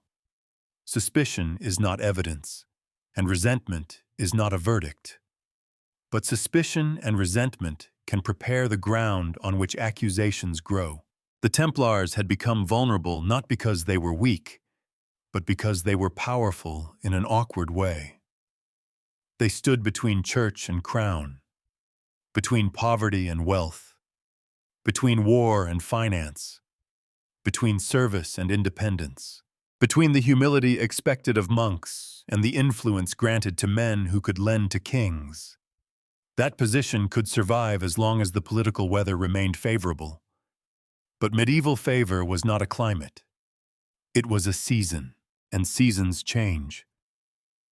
When pressure finally came from France, it did not strike an obscure brotherhood living at the edge of relevance. It struck an order whose wealth, privileges, and reputation had made it impossible to ignore. The accusations would be religious. The language would be moral. The alleged crimes would be shocking enough to freeze the imagination. But behind the horror of the charges stood a simpler fact. The Templars had become worth destroying. That is a grim measure of success. For almost 2 centuries, they had turned devotion into structure, structure into trust, trust into wealth, and wealth into influence. They had helped kings, served pilgrims, supported campaigns, managed estates, moved money, and built one of the most recognizable institutions in medieval Christendom. Yet the very qualities that made them useful also made them exposed. A poor order might be pitied. A rich order might be envied. A rich order owed money by kings might be doomed. And so, before the arrests, before the trials, before Irish brothers found themselves imprisoned without confession or conviction, the deeper crisis had already begun. It began in the gap between the Templar ideal and the Templar reality, not because every accusation was true, but because the gap had grown wide enough for enemies to step inside. The white mantle still spoke of purity. The red cross still spoke of sacrifice. But somewhere in the royal imagination, another image had taken hold. Not the warrior on the road to Jerusalem, but the creditor behind the locked chest. And once that image became stronger than the old one, the order's vows could no longer protect it. They became part of the charge. Before the Templar became a scandal, before he became a rumor, before later centuries dressed him in every costume conspiracy could provide, he was first a figure people could recognize, a man in white. That image mattered. The Templar habit was not only clothing, it was a statement. The white mantle, marked by the red cross, announced a life that was supposed to be purified of private ambition and bound to sacrifice. It told the viewer that this man belonged to an order, not to himself. He had given up marriage, personal wealth, and ordinary freedom. He had taken vows of celibacy, poverty, and humility, and those vows were meant to discipline not only his body, but his identity. In a medieval world where clothing spoke loudly, the mantle was a public document. You did not need to read Latin to understand that a Templar was different. The white robe suggested innocence, but not softness. The red cross suggested devotion, but also blood, risk, and readiness. It was a symbol perfectly suited to the strange double life of the order. Monks who were also soldiers, men of prayer who might ride armed into battle, religious brothers whose holiness was expressed not by retreating entirely from violence, but by submitting violence to a rule. That was the ideal. Reality, as usual, had rougher edges. A Templar in peacetime would not always have looked like the dramatic figure we imagine from later paintings and film posters. He might be seen in the practical world of an estate, at a preceptory, in a chapel, on a road, or in the company of other brothers managing the ordinary duties of the order. There would be religious observance, discipline, obedience, and hierarchy. There would also be mud, cold, repairs, animals, accounts, and the endless medieval problem of keeping things from falling apart. The image of the warrior monk becomes more human when we picture him not only in armor, but in routine. A brother might rise into prayer before turning toward work that looked far less heroic than his legend. He might oversee stores, speak with tenants, receive visitors, help manage property, or prepare for travel. His body belonged to a spiritual schedule, but his day belonged equally to the material needs of the institution. This is not a contradiction. It is the point. The Templars did not float above daily life. Their vows had to be lived inside it. And then there was the other appearance. The Templar prepared for war. Armor changed the meaning of the white mantle.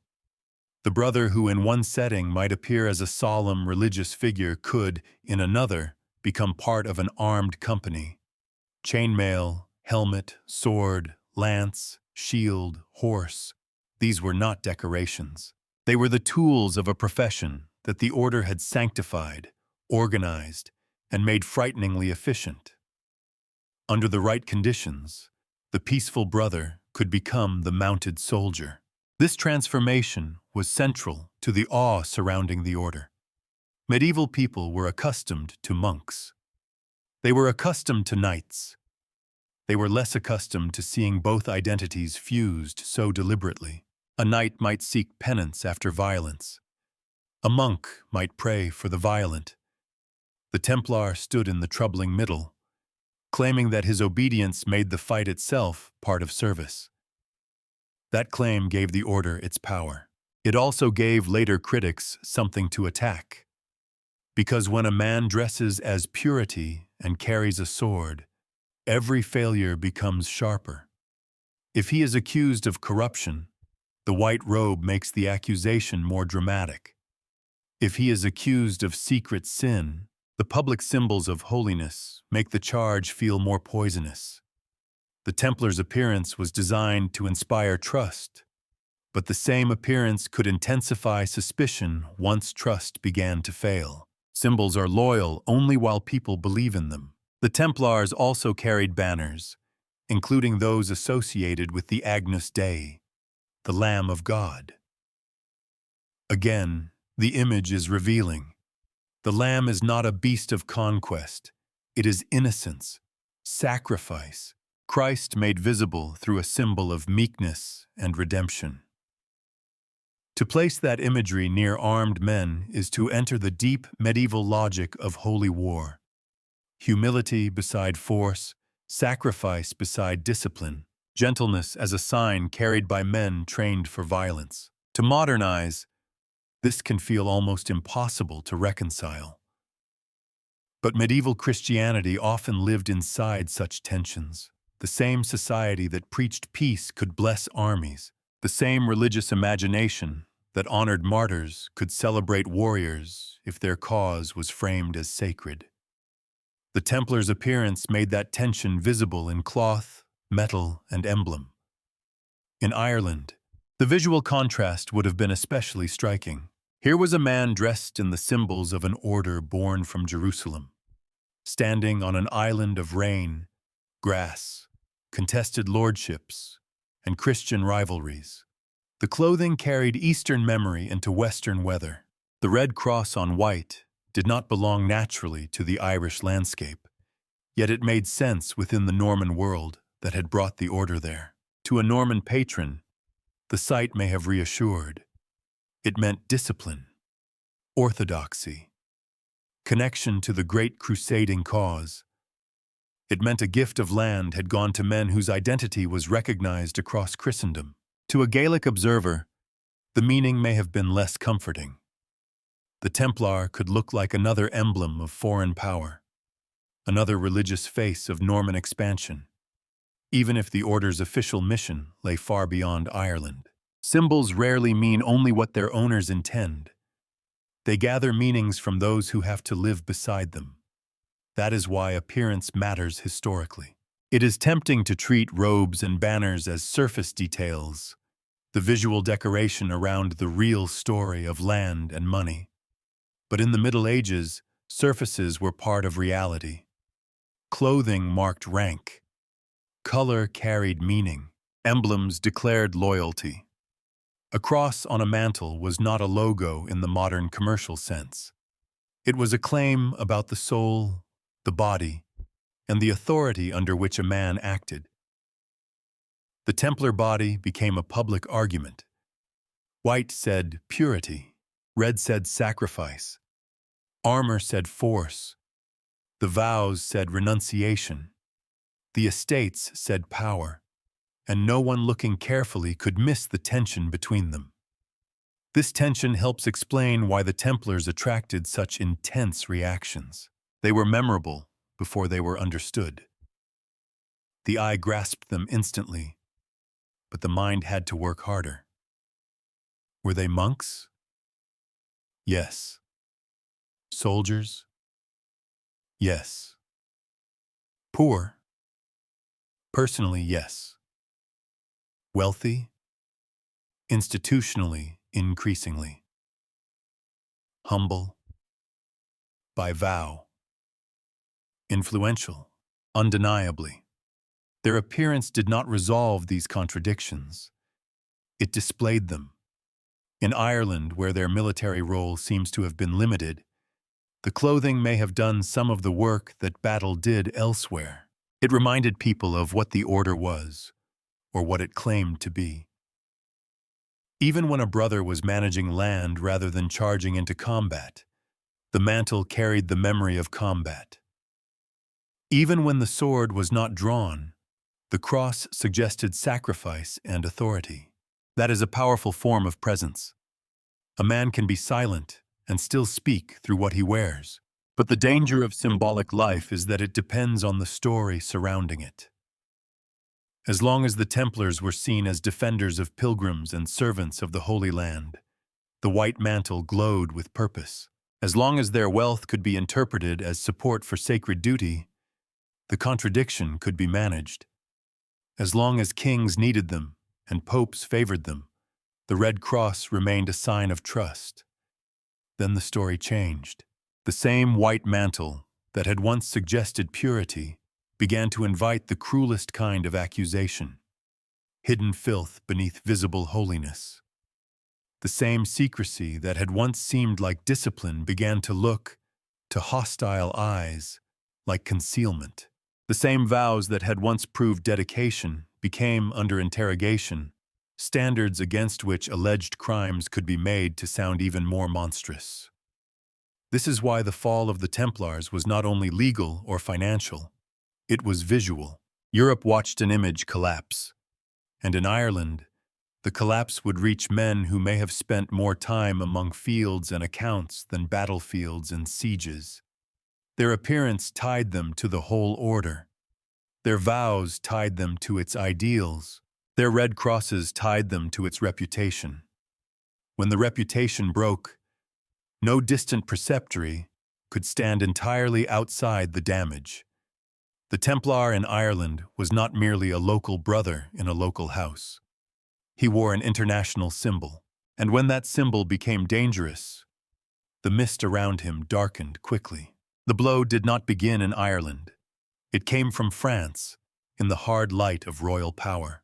In 1307, the Templars were arrested there with a coordination that still feels chilling. Not because medieval rulers were strangers to violence or confiscation. They were not. But because the attack struck at an order that had spent nearly 2 centuries presenting itself as one of the armed pillars of Christendom. These were not obscure rebels hiding in a forest. They were the Knights Templar, privileged, famous, feared, trusted, and woven into the finances and politics of kings. Then, suddenly, they were prisoners. Their property was seized, their houses were searched, their brothers were accused of crimes so severe that the charges seemed designed to leave no clean way back. Heresy, denial of Christ, insults to the cross, sexual misconduct, idol worship, secret rites. The accusations did not merely claim that individual brothers had sinned. They suggested that the order itself, beneath its white mantle and red cross, had become spiritually diseased. That was the genius and the cruelty of the attack. A charge of greed could be debated. A charge of political inconvenience could be recognized for what it was. But heresy placed the Templars in a different atmosphere altogether. It made suspicion holy. It allowed fear to wear the face of purification. It turned the destruction of a wealthy institution into a defense of the faith. And under torture, confessions came. That phrase must be handled with care. Confessions extracted under torture are not simple evidence. They are evidence of pressure, fear, pain, and the desperate human need to make suffering stop. Some men may say almost anything when the body is made into an argument against the soul. Medieval authorities knew this, even if they did not always admit it with much honesty when power was at stake. So when we hear that Templars in France confessed, we should not hear the clean sound of truth arriving. We should hear a chamber where truth has been placed under strain. This does not mean we can wave away every detail with perfect confidence. History rarely gives us that luxury. The accusations existed. The confessions were recorded. Some brothers repeated statements. Others later withdrew them. The record is not empty. But the conditions under which many statements were produced make them deeply troubling as proof. And yet, politically, they were powerful. A confession does not have to be morally reliable to be useful. Once the first statements were in circulation, the order's image began to crack across Europe. The white mantle could now be described as a disguise. The private initiation ceremony could be imagined as a nest of blasphemy. The discipline of secrecy, once understood as religious order and internal obedience, became suspicious. Every feature that had made the Templars distinctive could be turned against them. Their separation from ordinary society became concealment. Their wealth became corruption. Their privileges became arrogance. Their brotherhood became conspiracy. Their vows became hypocrisy. That is how reputational collapse works. It does not invent a new object from nothing. It takes the existing object and changes the light. The Templars had always been unusual. For a long time, that unusualness had protected them. They were the warrior monks of Jerusalem, the holy professionals of crusading, the men trusted with treasure and defense. After 1307, the same unusualness became evidence in the public imagination that something had been wrong all along. This is why the French arrests mattered far beyond France. They created a script that other regions would be forced to read, whether they believed it fully or not. Once the King of France moved against the order, once accusations had been formally made, once property had been seized and confessions publicized, no Templar house in Europe could remain untouched by the shock, including Ireland. The Irish brothers may have lived at the edge of the order's world, far from the main centers of royal finance and continental politics. They may have spent their years managing estates, recruiting support, and maintaining a quiet presence within Norman Ireland. But they wore the same sign. They belonged to the same institution. The charges did not stop at the shoreline. Accusation travels faster than proof, and it travels especially well when it is useful. For rulers, the French attack presented both a problem and an opportunity. The problem was obvious. If the Templars were truly guilty of heresy, then every Christian ruler had a duty to respond. No king wanted to appear soft toward an order now suspected of hidden blasphemy. But the opportunity was equally obvious, even if dressed in more pious language. The Templars owned property. Their wealth could be seized, inventoried, protected, or redirected while the legal process unfolded. The religious case and the material case advanced together. This is not a modern, cynical reading imposed on the past. Medieval people understood perfectly well that property mattered. They might have spoken of souls, sacraments, obedience, and heresy with complete seriousness, and many did, while also watching very carefully where the land went. Piety and profit were not always enemies. Sometimes they walked in the same procession. The fall of the Templars was one of those moments when the procession becomes hard to look at directly. Because the accusations were horrific, but the results were practical. Men were imprisoned. Houses were searched. Documents were examined. Estates were taken into custody. The order's enemies, creditors, rivals, and nervous former allies all had reason to watch the collapse closely. In France, the darkness was not only metaphorical. Torture gave the inquiry its shadow. The body became the place where politics, theology, and royal ambition met. Confession under pain allowed the machinery to move faster. It produced words that could be copied, sent, and used elsewhere. It gave shape to suspicion before calmer examination had time to catch up. And once people began to believe that the Templars had hidden crimes behind sacred symbols, the old visual language of the order turned poisonous. The cross they wore became the cross they were accused of insulting. The vows they took became the vows they were accused of betraying. The brotherhood that had once signaled discipline became a brotherhood of alleged secrets. Even silence became dangerous. A man who denied the charges could be seen as innocent or as trained to conceal. A man who confessed under torture could be seen as proof or as a victim. A man who withdrew his confession could be seen as returning to truth or retreating from it. The process created a trap in which almost every response could be interpreted against the accused. That is one reason the Templar trials remain so disturbing.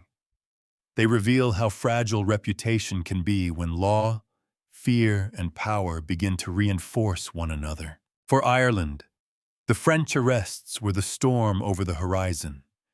They did not begin as an Irish event, but they would become one.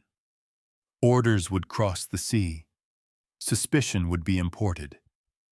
The brothers in Ireland, who had not been famous for local warfare, would now be judged not by what they had done in Irish fields or houses, but by what their order was alleged to have done elsewhere, in secret, under a cloud of rumor and royal pressure. This is the loneliness of belonging to a great institution. Its glory reaches you. So does its ruin. The Irish Templars were about to discover that distance could not protect them. Their houses, their lands, their reputations, and their bodies were tied to the fate of brothers arrested first in France. The accusation had crossed borders. The machinery had begun to turn, and soon, in Dublin Castle, the legend of the Templars would meet a very different kind of record. A trial where the charges were terrifying. The pressure was real, and yet no guilty man could be found. The arrests in Ireland came in February of 1308. By then, the thunder from France had already crossed the sea. The charges had become known. The name of the temple, once wrapped in crusading prestige, now carried the stink of suspicion. Orders moved through the machinery of royal government, and the Irish brothers were taken into custody. They were imprisoned in Dublin Castle. That detail gives the Irish episode a hard, physical center. Dublin Castle was not a misty ruin in a later romance. It was royal power made of stone, administration, and guarded doors.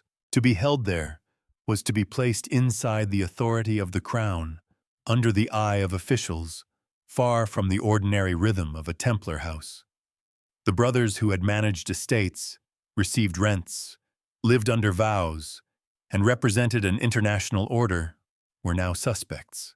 And the charges against them were not small.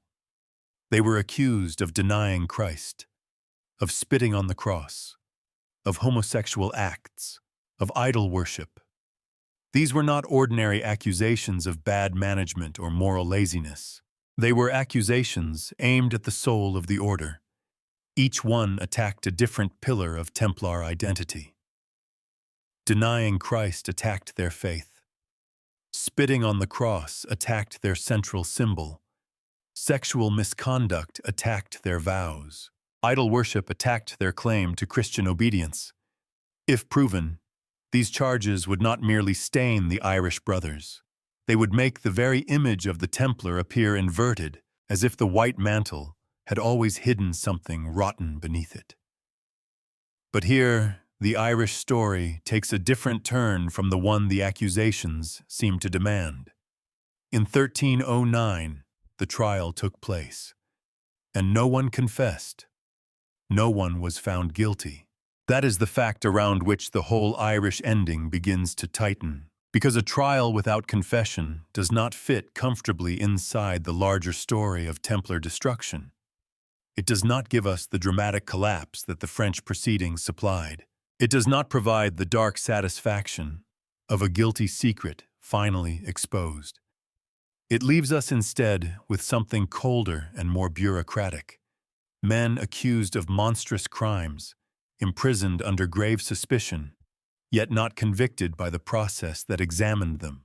This does not prove that every Irish Templar was a saint. History does not work that generously.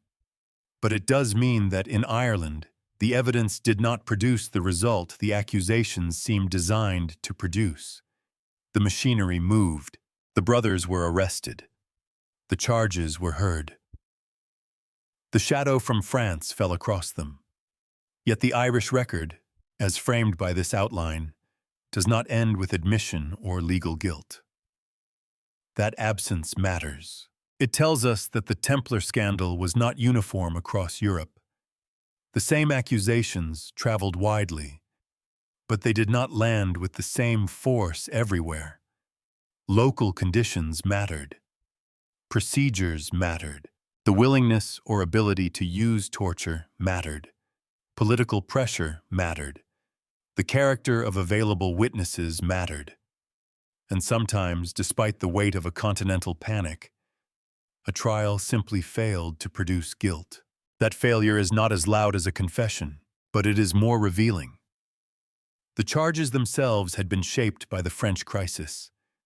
They carried the familiar pattern of the wider attack: blasphemous initiation, contempt for the cross, sexual disorder, secret devotion to forbidden objects. It was a package of accusations that turned the Templars' disciplined internal life into something sinister. A private ceremony became a suspected ritual. Brotherhood became conspiracy. Obedience became concealment. Ireland received this package, but did not confirm it. That distinction is vital. If we are careful, we should not say the Irish trial proved the accusations false everywhere. It did not. Nor should we say the absence of confession proves that nothing improper had ever happened in any Templar house. Medieval evidence rarely allows such clean absolutes, but we can say this.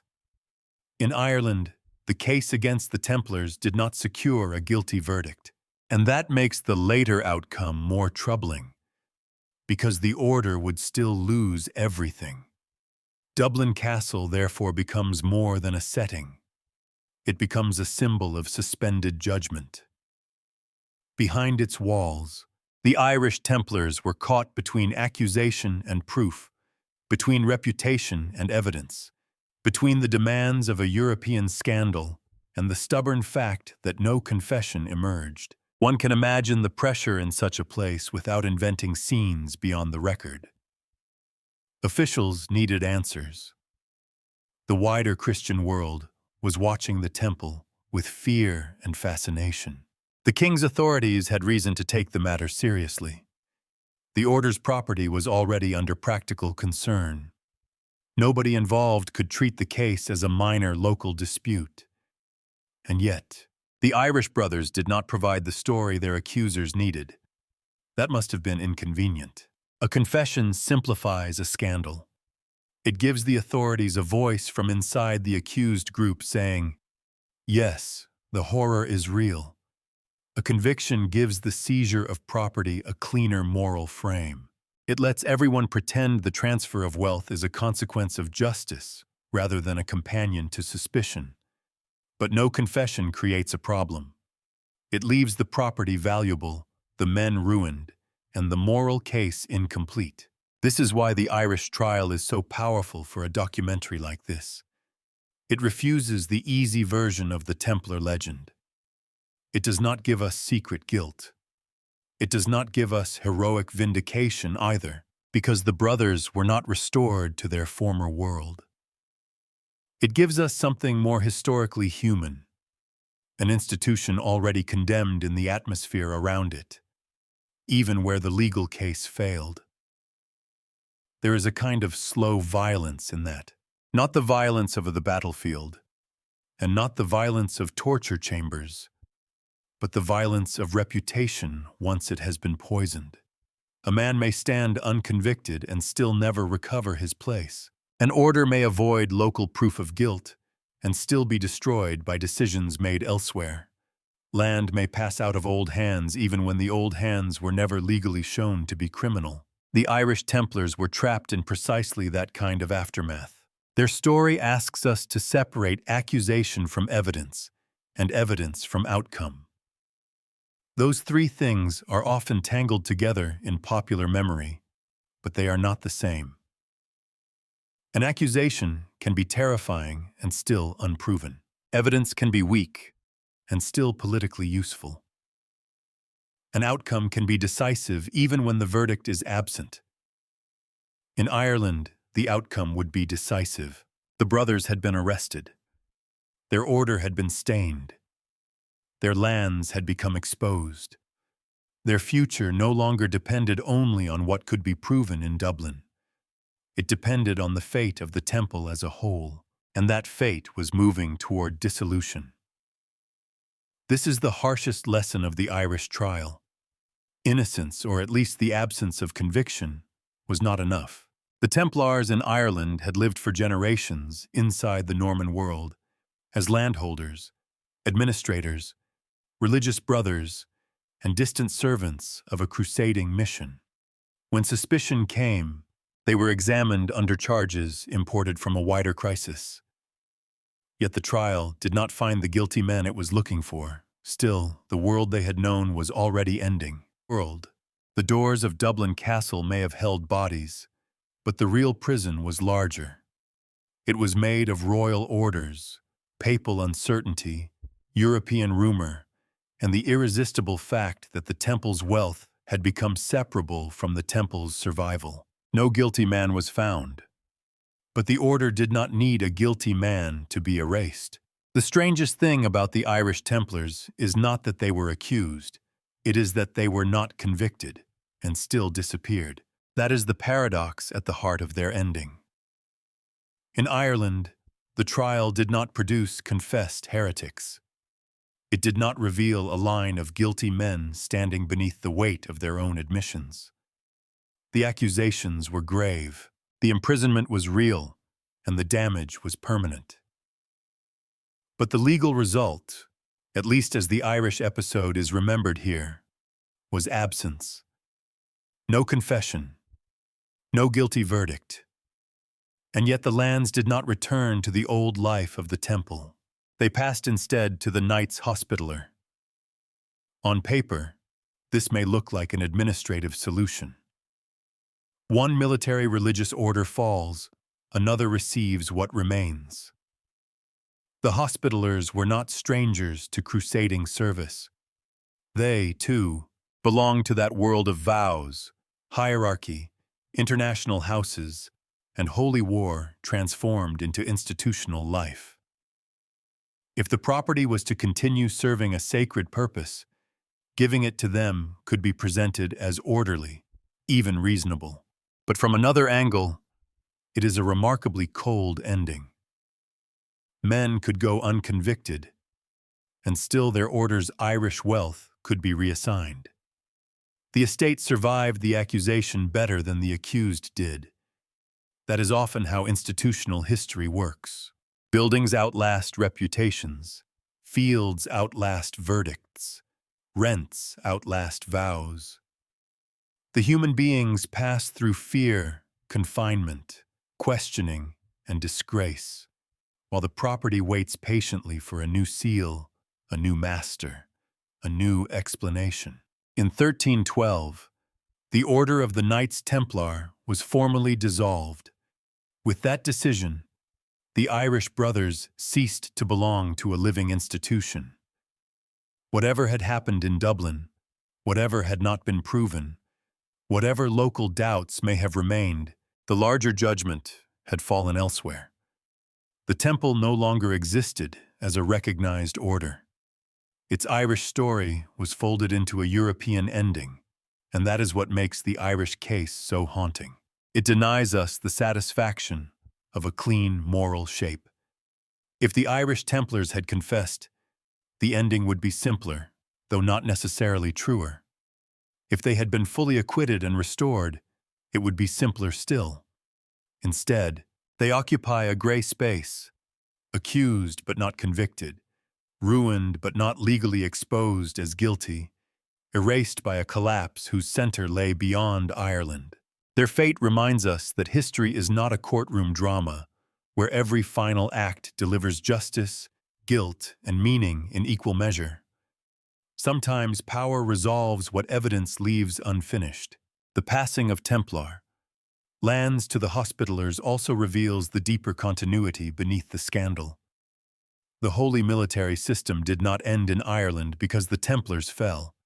It changed hands. The land remained useful. The rents remained desirable. The framework of religious property and crusading support could continue, only under a different name. That should make us cautious. When institutions are destroyed, we often focus on the drama of accusation. But the quieter question is always, what remains usable after the scandal? In Ireland, what remained usable was land, estates, income, the material body of the order. The white mantle could be disgraced. The red cross could be removed. But fields did not become less fertile because a brother had stood trial. This is why the Templar fall cannot be understood only as a spiritual crisis. It was spiritual, certainly, in the language of the charges and the fear they created. It was political because kings and officials shaped the process. It was legal because arrests, trials, and dissolutions gave form to the outcome. But it was also economic in the plainest sense.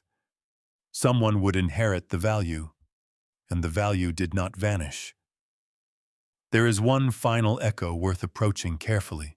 In 1324, in Kilkenny, The Alice Keitler witchcraft trial would become one of the most striking episodes of medieval Irish religious accusation. It belonged to a different context, with different people, different charges, and its own complicated local politics. We should not pretend that the Templar trial simply caused it. The evidence is thinner here, and any connection must remain marked as uncertain. But it is not unreasonable to wonder whether the atmosphere created by the Templar crisis left traces in the way later accusations could be imagined. Uncertain. The fall of the Templars may have helped thicken a world in which hidden heresy, secret rites, forbidden worship, and moral panic felt more believable to authorities and communities already trained to fear concealed corruption beneath respectable surfaces. That is not proof. It is a possible resonance. And sometimes resonance is all the record allows. The Templar scandal had taught Europe a dangerous narrative, that an outwardly holy identity might conceal blasphemy, that respected people might gather in secret, that symbols of devotion might hide their opposite. Once that kind of story enters a culture, it does not always disappear when the trial ends. It lingers as a pattern, ready to be applied elsewhere, sometimes fairly, often disastrously. In Ireland, the Templars left no grand battlefield to anchor their memory, no single heroic defense, no confession to settle the debate, no treasure map that belongs anywhere outside fantasy. What they left was stranger. The outline of an order that came through Norman power, lived as part of an international crusading network, gathered land and trust, handled wealth, wore holiness in public, and then collapsed under accusations that the Irish proceedings did not prove. Their story is not the story people usually expect from the Knights Templar. It is not a tale of secret kings beneath the earth, or lost relics guarded by coded bloodlines. Those fantasies are loud because they are easy. The real Irish Templar story is quieter and more unsettling because of it. It shows how power can exist without spectacle, how a military order can matter most where it barely fights, how poverty can coexist with corporate wealth, how a trial can fail to convict while still leaving no path back. And it shows how absence can become a historical presence of its own. The missing confession matters. The missing guilty verdict matters. The vanished order matters. The transferred land matters. Together, they form a shape in the mist. Not the shape of a solved conspiracy, but of a medieval institution caught between sacred purpose and worldly power, between local innocence and international condemnation. The Knights Templar came to Ireland because the Normans opened the road. They stayed because land, faith, money, and trust made them useful. They fell because usefulness had turned into vulnerability, and because the fate of a great order was decided by forces too large for its Irish brothers to resist. So when we look for them now, we should not look first for swords buried beneath chapel floors. We should look for the quiet places where history changes ownership. A field granted in piety, a rent counted in silence, a castle cell holding men no court could finally condemn, a religious order erased, though its Irish guilt was never proven. That is the secret the Irish mist keeps best. Not that the Templars were innocent heroes, nor that they were hidden villains, but that history can destroy people without ever giving us the comfort of certainty. And sometimes, the most enduring trace is not what was confessed. It is what was taken anyway.